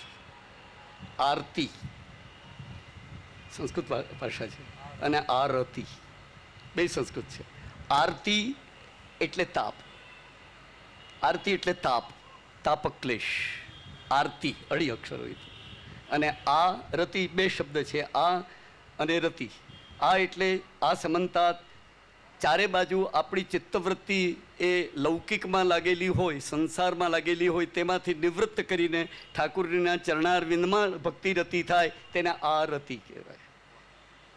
હવે આપણે ત્યાં જે આરતીનો જે પ્રકાર છે એમાં જો તાપ છે, પ્રકટ કરવામાં આવે છે ને, અગ્નિ છે, તો એ આરતી એટલે ઠાકુરજીના દર્શન કરવાને માટેનો આપણા હૃદયમાં તાપ, ઠાકુરજીના દર્શન કરવા માટે, ઠાકુરજીની સેવા કરવા માટેનો આપણા હૃદયમાં જે તાપ, એ તાપના ફલ રૂપે આપણને ઠાકુરજીની સેવા પ્રાપ્ત થાય, સંયોગ પ્રાપ્ત થાય.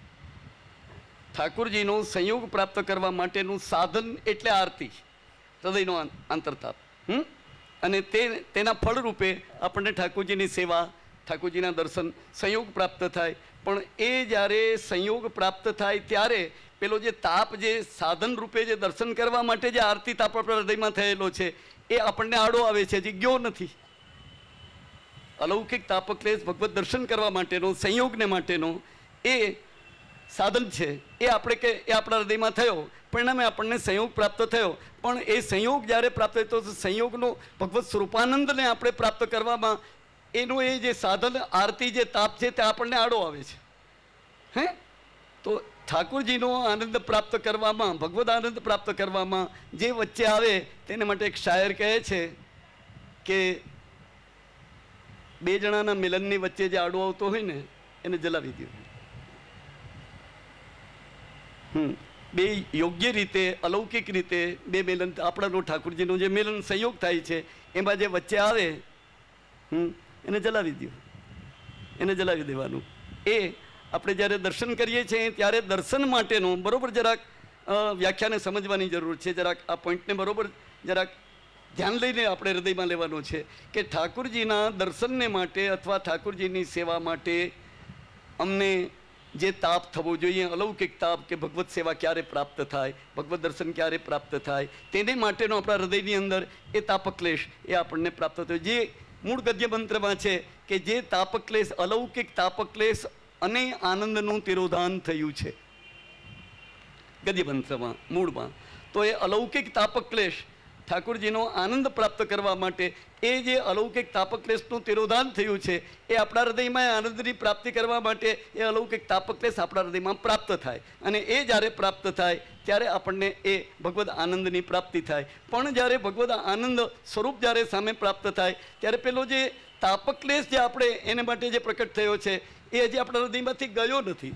દો મિલને વાલે કે બીચ મેં જલને વાલે કા કામ નહીં, શાયર આ પ્રમાણે બોલે. દો મિલને વાલે કે બીચ મેં જલને વાલે કા કામ નહીં. એ તાપક્લેશ જે અમારી અંદર એ રહેલો, જે અમને ભગવત સ્વરૂપાનંદ પ્રાપ્ત કરવા દેતો નથી, દર્શનાનંદ પ્રાપ્ત કરવા દેતો નથી, તો તેને શું કરવું? તો તેને જલાવીને આરતી ઠાકોરજી ઉપર, એને જલાવીને, એને બાળીને, ઠાકોરજીના ઉપર ઓળઘોળ કરીને બાજુમાં કરી નાખવી, જેથી આપણને ઠાકોરજીનો સંયોગાત્મક આનંદ થાય. અને એટલા માટે જ ખાસ આપણે ત્યાં આરતીની આસ્કા લેવામાં આવતી નથી, મર્યાદા માર્ગમાં લેવાય છે. નહીં લેવાનું. ખાલી એક શ્રીનાથજી, એનું કારણ આપણે બતાવ્યું હોય કે આપણે પુષ્ટિજીવો નહીં લઈએ, આપણે નહીં લેવાની. કેવલ જે વિશ્વોદ્ધારક છે, દેવ રૂપે જે રહેલા છે, તો દેવતાઓનું શ્રીનાથજી પુષ્ટિ ને મર્યાદા બંને ભક્તોના ઉદ્ધાર માટે ત્યાં બિરાજે છે. અને જે બાળકોની નિજ નંદાલય છે કેવલ પોતાના સ્વસેવકો પુષ્ટિજીવોના ઉદ્ધાર માટે બિરાજે છે. આ મોટા મોટો ભેદ છે.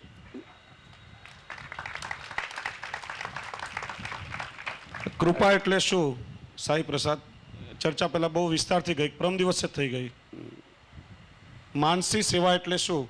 આપણે ત્યાં માનસી સેવા નથી, અવસ્થા છે. અવસ્થા. વાહ. તનુજા વિતજા કરતા કરતા આજે પણ ખૂબ સુંદર ચર્ચા થઈ. એ અવસ્થા, પ્રેમ આસક્તિ જે વ્યસન અવસ્થા બતાવી એ માનસી અવસ્થા છે. માનસીસા પરામતાને પરાવસ્થા કહેવામાં આવે છે. એ સહજ જીવને પ્રાપ્ત થઈ. માનસી સેવા તમે જેને કહો છો એ ભાવાત્મક સેવા છે. આપણે બેઠા હોઈએ ને કેવલ ભાવથી આપણે ઠાકોરજીની એ ભાવાત્મક સેવા છે. માનસી અવસ્થા છે, સેવા નથી.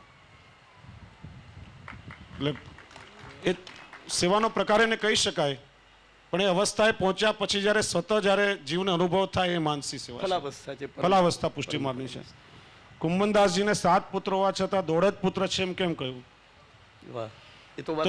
એક નાનકડો પ્રસંગ પણ આપણે ત્યાં હરિરાયજીના શિક્ષાપત્રમાં શ્રી ગોવિંદરાયજીના લગ્નનો આપણે ત્યાં ચર્ચાયો હતો કે લગ્નના સમયે શ્રી ગોવિંદરાયજીની આંખમાંથી અશ્રુપાત થતા હતા.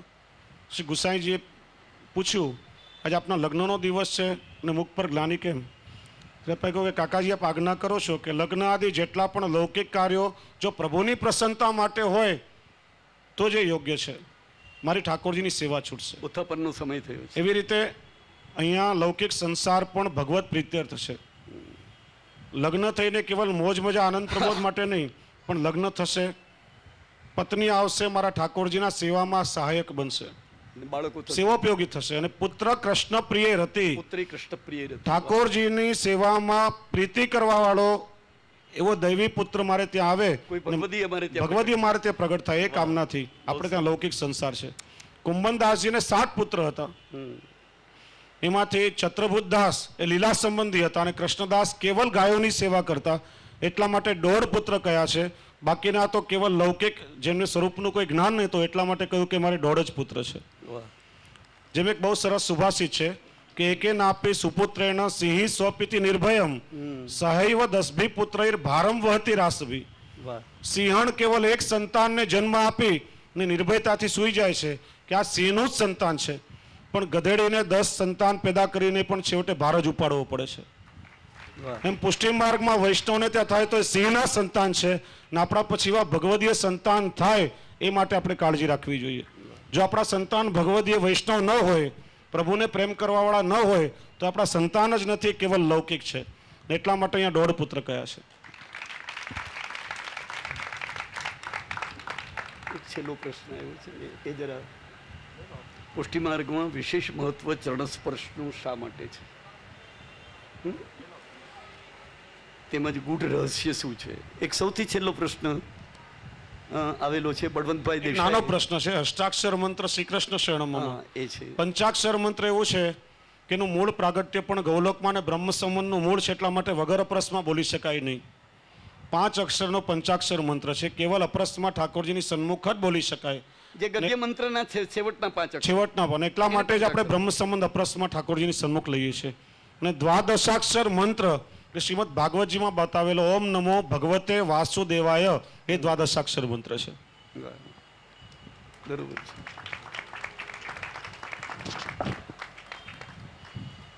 સૌથી છેલ્લો પ્રશ્ન છે દેસાઈભાઈનો, બળવંતભાઈ દેસાઈનો. પુષ્ટિ માર્ગમાં વિશેષ મહત્વ ચરણ સ્પર્શનું શા માટે છે? તેમજ ગૂઢ રહસ્ય શું છે? માર્ગદર્શન કરશો.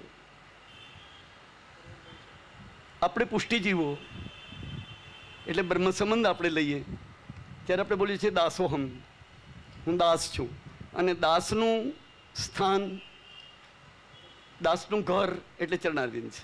અમારું મૂળ ઘર એટલે ચરણારવિંદ છે. દાસ્ય ભક્તિ એટલે ચરણારવિંદ સંબંધિત છે. તો આપણું મૂળ સ્થાન, આપણે શરણે ગયા ત્યારે તુલસી પત્ર પણ, તુલસી દલ આપણા હાથમાં જે આપ્યું તેનું સમર્પણ મુખારવિંદમાં નથી થતું, પણ ચરણારવિંદમાં થાય છે. અને એ જે તુલસી દલનું જે સમર્પણ થાય છે તે આપણું મૂળ સ્વરૂપ, નિત્યલીલા ધામમાંથી વિખૂટા પડીને આપણે અહીં ભૂતલમાં આવ્યા છે. અને આ આપણા સાંસારિક પેલામાં આવેલા છે, પણ આપણું મૂળ સ્વરૂપ એ નિત્યલીલા ધામમાં, જેને આપણે રસાત્મક સ્વરૂપ કહીએ, ઠાકોરજીની સાથે વિલાસ વિહાર કરનારું મૂળ સ્વરૂપ જે રહેલું છે, જે દલ છે. દલ એમાં તુલસીનું પાન નહીં, એક પાન નહીં, પરંતુ 2 પાનનું દલ આવે. દલ એટલે 2, જે નિત્યલીલા ધામની અંદર આપણું મૂળ સ્વરૂપ. અને તેના દ્વારા આપણે 2 પ્રકારનો ઠાકોરજીનો 2 પ્રકારે આનંદ પ્રાપ્ત કરીએ છીએ, સંયોગાત્મક અને વિપ્રયોગાત્મક. 2 પ્રકારનો આપણે આનંદ પ્રાપ્ત કરીએ છીએ. તો 2 પ્રકારનો આનંદ પ્રાપ્ત કરનારું આપણું મૂળ સ્વરૂપ, એટલે તેનું અહીંયા પ્રકટ સ્વરૂપ એટલે તુલસી દલ છે. એ આપણું મૂળ રસાત્મક સ્વરૂપ છે. એ દલ અને તેનું આપણે સમર્પણ ક્યાં કરવાનો, આનંદની પ્રાપ્તિ કરવા માટે આપણે આગળ બતાવ્યું કે ચરણારવિંદની ભક્તિથી પહેલાં ચરણ સ્પર્શ કરી, ચરણારવિંદની ભક્તિથી પછી મુખારવિંદનો અધરામૃતની પ્રાપ્તિ થાય. પહેલાં જ્યાં સુધી ચરણારવિંદની ભક્તિ પ્રાપ્ત ન થાય ત્યાં સુધી અધરામૃતનો અધિકાર નથી. અધિકાર ત્યારે જ પ્રાપ્ત થાય કે જ્યારે ચરણારવિંદની ભક્તિ આપણે જ્યારે કરીએ ત્યારે જ. એટલા માટે અમારે ત્યાં ચરણસ્પર્શનું પ્રાધાન્ય એ છે કે ચરણસ્પર્શ જ્યારે કરીએ ત્યારે અમને અધરામૃતની સિદ્ધિ પામે રહે, તેમાં સંશયનો નહીં નામે રહે. જે આપણા સર્વોત્તમ કે કૃષ્ણાધરામૃત પ્રાપ્તિ સિદ્ધિ અત્ર ન સંશય, પરંતુ એ પ્રાપ્તિ ક્યારે થાય કે જ્યારે ચરણારવિંદની ભક્તિ કરીએ, ચરણસ્પર્શ જ્યારે કરીએ. એક બહુ સુંદર વાત બતાવું. આખું ભગવત રસાત્મક છે. મધુરાષ્ટકમાં બધા રસરૂપ બતાવેલા છે. મધુરાધિપતે અખિલમ મધુરમ. તો આપના પ્રત્યેક અંગનો રસાનંદ એ અહીં ઉપરથી શરૂ કરીએ એક અંગનો, તો એ રસ છે, પ્રવાહ છે. એ પ્રવાહ થતે એ પ્રવાહીથી નીચે જાય. પ્રવાહનો સ્વભાવ છે કે નીચે જ જાય છે, અધોગતિ હોય. તે બધો સિંહનો પ્રવાહ, રસાત્મક આનંદ એ પ્રવાહ રૂપે ચરણારવિંદમાં ભેગો થાય છે. અને ચરણસ્પર્શ જ્યારે કરીએ ત્યારે સંપૂર્ણ સિંહનો જે રસ ત્યાં એકઠો થયેલો છે તે ચરણસ્પર્શ દ્વારા આપણે આપણા જીવનમાં પ્રાપ્ત કરી છે. એટલા માટે હવે ત્યાં ચરણસ્પર્શ એનો અત્યાગ્રહ છે, પૂર્ણાગ્રહ છે. ચરણસ્પર્શ કરવાથી આખા સ્વરૂપનો રસ એ આપણને એક સાથે પ્રાપ્ત થાય. અલગ અલગ અંગોનો સ્પર્શ કરવાની કોઈ જરૂર નથી. આમ તો 10 વાગે માઇક બંધ કરવાનો છે, પણ છેલ્લા 2 પ્રશ્નને ટૂંકમાં સમજાવજો. એ તો ઘણા સમયથી એક પ્રશ્ન કે અજાણતા ઊંટ પર સવારી થઈ હોય તો બ્રહ્મ સંબંધ લેવો પડે કે નહીં. હવે આ વસ્તુ થોડી સમજવા જેવી છે કે ઊંટ એ રાક્ષસી પ્રાણી છે. દેવાસુર સંગ્રામ જ્યારે થયો સમુદ્ર મંથન વખતે, ત્યારે ઊંટો બધા, રાક્ષસો બધા ઊંટ પર બેસીને આવ્યા હતા, એટલે ઊંટ અશુદ્ધ પ્રાણી કહેવાય છે. ધર્મશાસ્ત્રમાં કહ્યું છે કે ઊંટ પર તમે સવારી કરો તો દીક્ષા ખંડિત થાય, યજ્ઞોપવિત પર બ્રાહ્મણને પાછી લેવી પડે, એવું મારા ખ્યાલથી વિધાન છે. પણ રાજસ્થાનમાં કે રણ પ્રદેશમાં ગયા હોય અને ત્યાં સવારી કરવી પડે તો એના માટે એક ઓલ્ટરનેટ બતાવ્યો છે. તો એ પછી ત્યાં છોવાતું નથી. પણ પ્રાચીન બાળકો સાથે મેં ચર્ચા કરેલી છે, તો એમણે પણ એ કહ્યું કે બ્રહ્મ સંબંધ એટલું ગૌણ નથી કે જેને ઊંટ છોડાવી શકે. બ્રહ્મ સંબંધે સમર્પણની દીક્ષા છે, અને ઠાકોરજીએ જ્યારે આપણો હાથ ગ્રહણ કર્યો હોય તો ઊંટની શું તાકાત છે કે એને છોડાવી શકે. છતાં પણ દીક્ષાનો પ્રકાર લઈએ અને મનમાં જો કોઈ લૌકિક સંશય રહેતો હોય તો એક કામ કરવું જોઈએ કે આપણા ગુરુદેવ કે જેમની પાસેથી બ્રહ્મ સંબંધ પ્રાપ્ત છે એમને વિનંતી કરી નિવેદનનું સ્મરણ આપણે કરી શકીએ. બાકી મારી દ્રષ્ટિએ બ્રહ્મ સંબંધ તો ક્યારે પણ છોવાતું જ નથી. આપણું શું માનવું? નહીં, બિલકુલ કારણ કે યોગ્ય. એટલું કંઈ ગૌણ નથી બ્રહ્મ સંબંધ કે ઊંટ જેને ભળાવી શકે. અને બીજી મહત્વની વાત, 3-4 પ્રશ્નો આની અંદર આ રીતના આવેલા છે કે વલ્લભકુલના બેટીજી પાસે ઠાકોરજી પુષ્ટ કરાવી શકાય કે નહીં, અને ફક્ત વલ્લભકુલના બાળક પાસે જ કરાવાય. એ ચર્ચા હમણાં આગળ જ આપણે કરી કે આપણે ત્યાં શ્રી મહાપ્રભુજીની પરંપરામાં વલ્લભ વંશજ પુરુષ આચાર્ય સ્વીકાર છે. એટલા માટે ગુરુ સંબંધી જે પણ પ્રણાલિકાઓ છે, બ્રહ્મ સંબંધ આપવું, ઠાકોરજીની સેવા પુષ્ટાવી, સેવાકીય કોઈ પણ આજ્ઞાઓ આપી, કે ગુરુ ગાદીથી ગુરુ પરંપરાથી સંબંધિત જે પણ ક્રિયાઓ છે એ કેવલ વલ્લભ વંશજ પુરુષ આચાર્યને અધિકાર છે.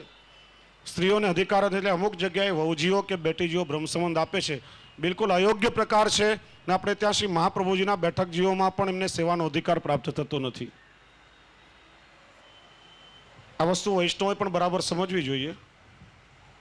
ઘણી જગ્યાએ આ યમુનાજીનું સ્વરૂપ છે એમ પણ કહેવામાં આવે. એક નાનો પ્રશ્ન હું તમને પૂછું.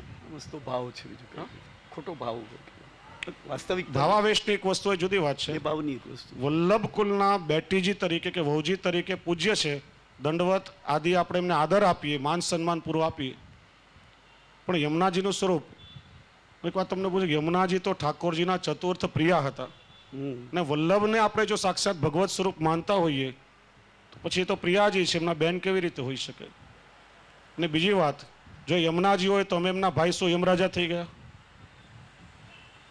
એટલા માટે આપણે ત્યાં પ્રાચીન બાળકો પાસે સાંભળ્યું છે, એટલા માટે કહું છું કે ચરણ સ્પર્શ પણ નિષેધ છે, કેવલ દંડવત કરવાની જ પરંપરાની પ્રક્રિયા છે.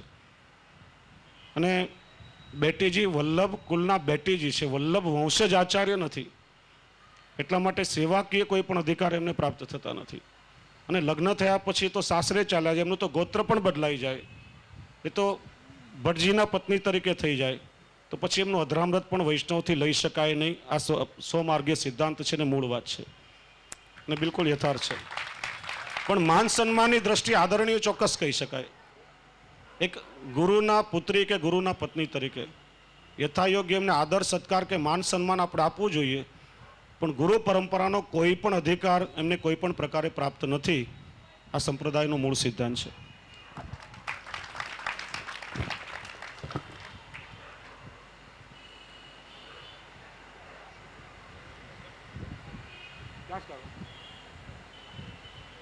માઇકની પરમિશન નથી. શું છે પ્રશ્ન? લાવો ને યાર, તમે વાંચો ત્યાં. પંડિતાના પદનો વિષય જણાવો. ઓહ, તારે નથી જણાતો. આ થોડો રસનો વિષય છે અને બહુ મોટો પ્રશ્ન. ક્યારે નથી ગવાતા ખંડિતાના પદ બાબત છે કે ખંડિતાના પદ વિશે જણાવશો. આ પદ ક્યારે નથી ગવાતા તેની સ્પષ્ટતા કરશો. ખંડિતાના પદો, સૌથી પહેલાં ખંડિતા એટલે શું? આખો આપણે ત્યાંનો ગોપીજનોનું આ એક સ્વરૂપ છે, આ વ્રજભક્તોનું સ્વરૂપ છે. ખંડિતા એટલે વ્રજભક્તનું સ્વરૂપ છે. હા, તો ખંડિતા એક ભાવ છે. ગોપીજનોનો ખંડિતા એક ભાવ છે. અને ખંડિતાનો પ્રકાર નંદાસજીએ મંજરીમાં એક એક પ્રકારના જે વ્રજભક્તોના જે પ્રકારો જે બતાવેલા છે, અન્યપૂર્વા, અનન્યપૂર્વા, સ્વકીયા, પરકીયા, એની અંદર ખંડિતાનો પ્રકાર આખો ત્યાં આખો આપણે કીધું ને કે રસાત્મક એટલે લીલાત્મક પ્રકાર છે. હવે ખંડિતાનો પ્રકાર આપણે સમજી લઈએ કે દરરોજ સંધ્યાઆરતી સમયે, સાંજે સંધ્યાઆરતી સમયે ઠાકોરજી જ્યારે પધારે છે, ભાગવતજીમાં પણ છે, અને આપણે ત્યાંનો સેવાનો પ્રકાર છે. ત્યારે સંધ્યાઆરતી વખતે આપ પધારે ત્યારે ઠાકોરજીના આખા દિવસનો દર્શન ન થાય અને વિરહ થયો હોય ત્યારે સંધ્યાઆરતી સમયે આપ જ્યારે પધારે ત્યારે વ્રજભક્તો બધા ત્યારે દર્શન કરે છે. સંધ્યાઆરતીના દર્શનનો પ્રકાર છે કે સંધ્યાઆરતીમાં ઠાકોરજી શું લીલા કરે છે. અનેક એવા ગોચારણ કરી ગાયો ગોપવાલોને લઈને પધારે ત્યારે આજુબાજુ ગોપીજનો દર્શન કરવાને માટે ઊભા હોય છે. સંધ્યાર્થીનું.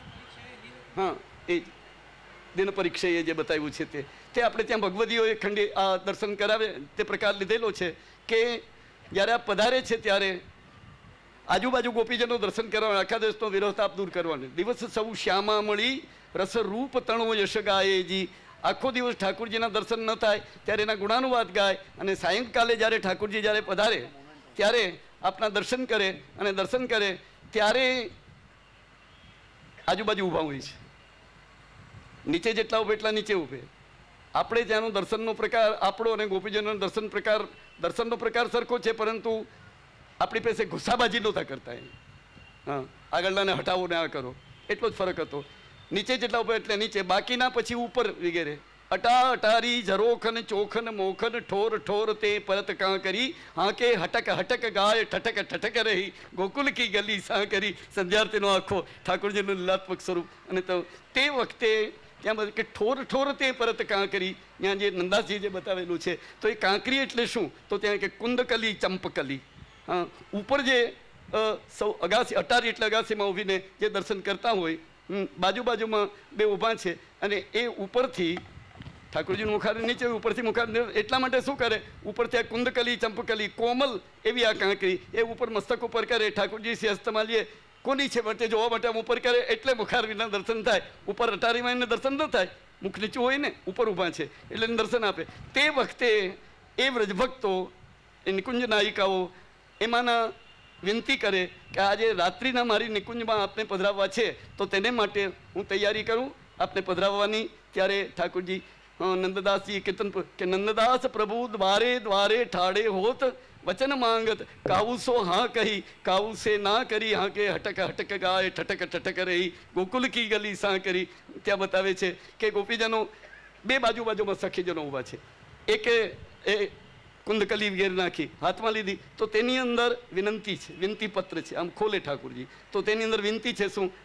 આજ મારી નિકુંજમાં હું તૈયારી કરું, આપ મારી નિકુંજમાં રાત્રે આપ પધારશો. કાઉસો હા કહી, એને કહે છે કે હા જરૂર કરો તૈયારી. નૈન સેન ચાલે છે નેત્ર દ્વારા, અને ત્યાર બાજુના જ પાછા છે. બહુ સુંદર આ અનુભવ શ્રી દીક્ષિતજી મહારાજે પ્રાચીન વાત બતાવું છું, અને આપે એ ભાવ જે પ્રકટ કરેલો હતો ત્યારે જે કૃપા થઈ છે અમારા ઉપર, ત્યારે આપે બતાવ્યું કે કાઉસો હા કહી, કાઉસો ના કરી, મને એકને હા પાડી બીજાને ના પાડી ના. ઠાકોરજી કોઈ ના પાડતા નથી, તો ભાવ ખંડિત થઈ જાય, ભક્તનું હૃદય તૂટી જાય. તો અહીંયા બહુ સુંદર કે અહીંયા નંદાજી કહે છે શું છે?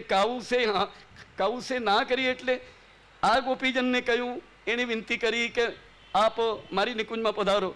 આપે કહ્યું કે હા હું પધારું છું. બાજુવાળા ગોપીજન એ વિનંતી કઈ રીતે કરે છે? જો વિનંતી કરવાની રીત છે, એ કહે છે કે એની બાજુમાં મારી નિકુંજ છે, તો એમની નિકુંજમાં પધારશો તો મારી નિકુંજમાં નહીં પધારો? હા કે તો પ્રશ્ન નકારમાં છે. હે, જો હા કે તો એલ્જેબ્રાની રીતે plus plus minus is equal to minus. હા વત્તા ના બરાબર ના. પણ એને વિનંતી નકારમાં કે મારી નિકુંજમાં નહીં પધારવું છે માટે ના બે વાર. 2 minus is equal to plus. That is the algebra. બે ના બરાબર એકા. એને કહે પધારવું છે માટે ના ચોક્કસ તમારી નિકુંજમાં પધારશું. એવી રીતે તૈયારી કરવાનું કીધું, અને એ તૈયારી કરી. એમાં આપ તો ભક્ત મનોરથપૂર્વક છે, નંદાલયમાંથી પધારી રહ્યા છે, એમાં વચ્ચે કોઈ પાછા વ્રજભક્તની નિકુંજ આવી, દ્વારમાં ઊભા હતા, વિનંતી કરી જરા મારી નિકુંજમાં પધારો ને, એટલે એની નિકુંજમાં પધાર્યા. અને એના મનોરથને પૂર્ણ કરવામાં વहाँ જે સમય આપ્યો હતો એના કરતાં લેટ થયા, મોડા થયા. અહીંયા તેના મનોરથને પૂર્ણ કરી અને જ્યારે પધાર્યા તો સામગ્રી વગેરે જે સિદ્ધ કરી હતી એ તાજી સામગ્રી હતી, એ સામગ્રી વાસી થઈ ગઈ, પુષ્પમાલા વગેરે વાસી થઈ ગઈ. અને જ્યારે એ રીતે પધાર્યા ત્યારે એનો ભાવ ખંડિત થયો, માટે તેને ખંડિતા કહેવામાં આવે. આ ખંડિતાનો વાસ્તવિક પ્રકાર આ રહેલો છે. પછી ખંડિતાનો આગળ ખંડિતાનો એકાદું કીર્તન જ્યારે લઈએ, સમય નથી, બાકી આખો પ્રકાર એટલો અલૌકિક ને એટલો સુંદર છે કે ખંડિતાનું આપણે ખંડિતાના કીર્તન દ્વારા આખો ભાવાત્મક પ્રકાર, બહુ સુંદર લીલા છે. ખંડિતા લીલા અતિ સુંદર લીલા છે. તેનો પ્રકાર આપણે પછી તેના દ્વારા આપણે પ્રાપ્ત કરીશું. સુંદર. આજે પ્રશ્નોત્તરીનો અહીંયા વિરામ કરવામાં આવે છે, અને મોટાભાગના જે બધા પ્રશ્નો છે ને શિક્ષાપત્રમાં હું સાથે સાથે વણી લઈશ. આજે અત્યારેનો વિરામ.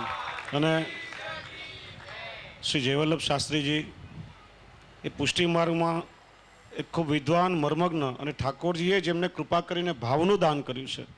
અને એમની પાસે ભાવ પક્ષ એટલે ક્યારેક વિસ્તારથી સાંભળવા જેવો છે.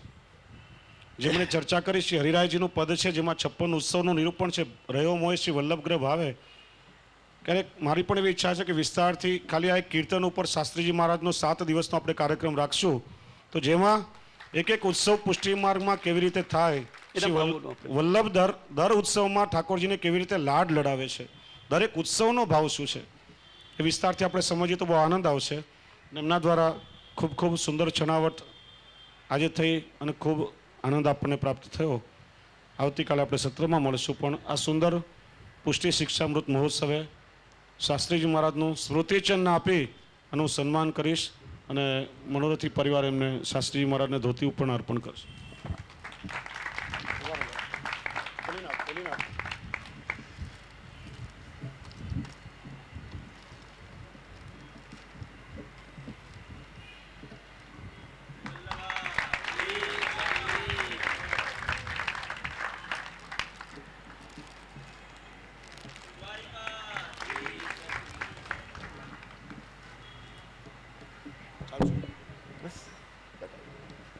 આ બધા વૈષ્ણવોના મારા પર ખૂબ કૃપા થઈ છે વલ્લભીની, કે જેથી મારી વાણી આટલી પવિત્ર થઈ. તેને માટે આપ વૈષ્ણવોનું ઋણ તો છું, તમારો ઋણી તો રોજનો જ છું. વૈષ્ણવનું ઋણ હોવું જ જોઈએ, એટલે હું તમારો રણાનુબંધી પણ છું. અને આપે જે મનોરથ કરેલો છે, જ્યારે પણ પરસ્પરને આપણી તારીખો નક્કી થશે ત્યારે આપણે 7 દિવસમાં નહીં પૂરું થાય, 12 દિવસ લેવા જોશે, જેથી બધા ઉત્સવોને આપણે બરોબર રીતે લઈ શકીએ. આપણે 12 દિવસનો હું 12 દિવસ આપીશ તમને, અને 12 દિવસ સુધી આપણે દરરોજને માટે 6 કલાક ઓછામાં ઓછા જોશે, જરાય ઓછો ટાઈમ નહીં ચાલે, 6 કલાક આપણે લેશું. અને બધા ઉત્સવોના ભાવો, સેવાનો પ્રકાર એ આપણે આનંદથી પ્રાપ્ત. 7 દિવસમાં 3 કલાક આવતા નથી. કામ છોડી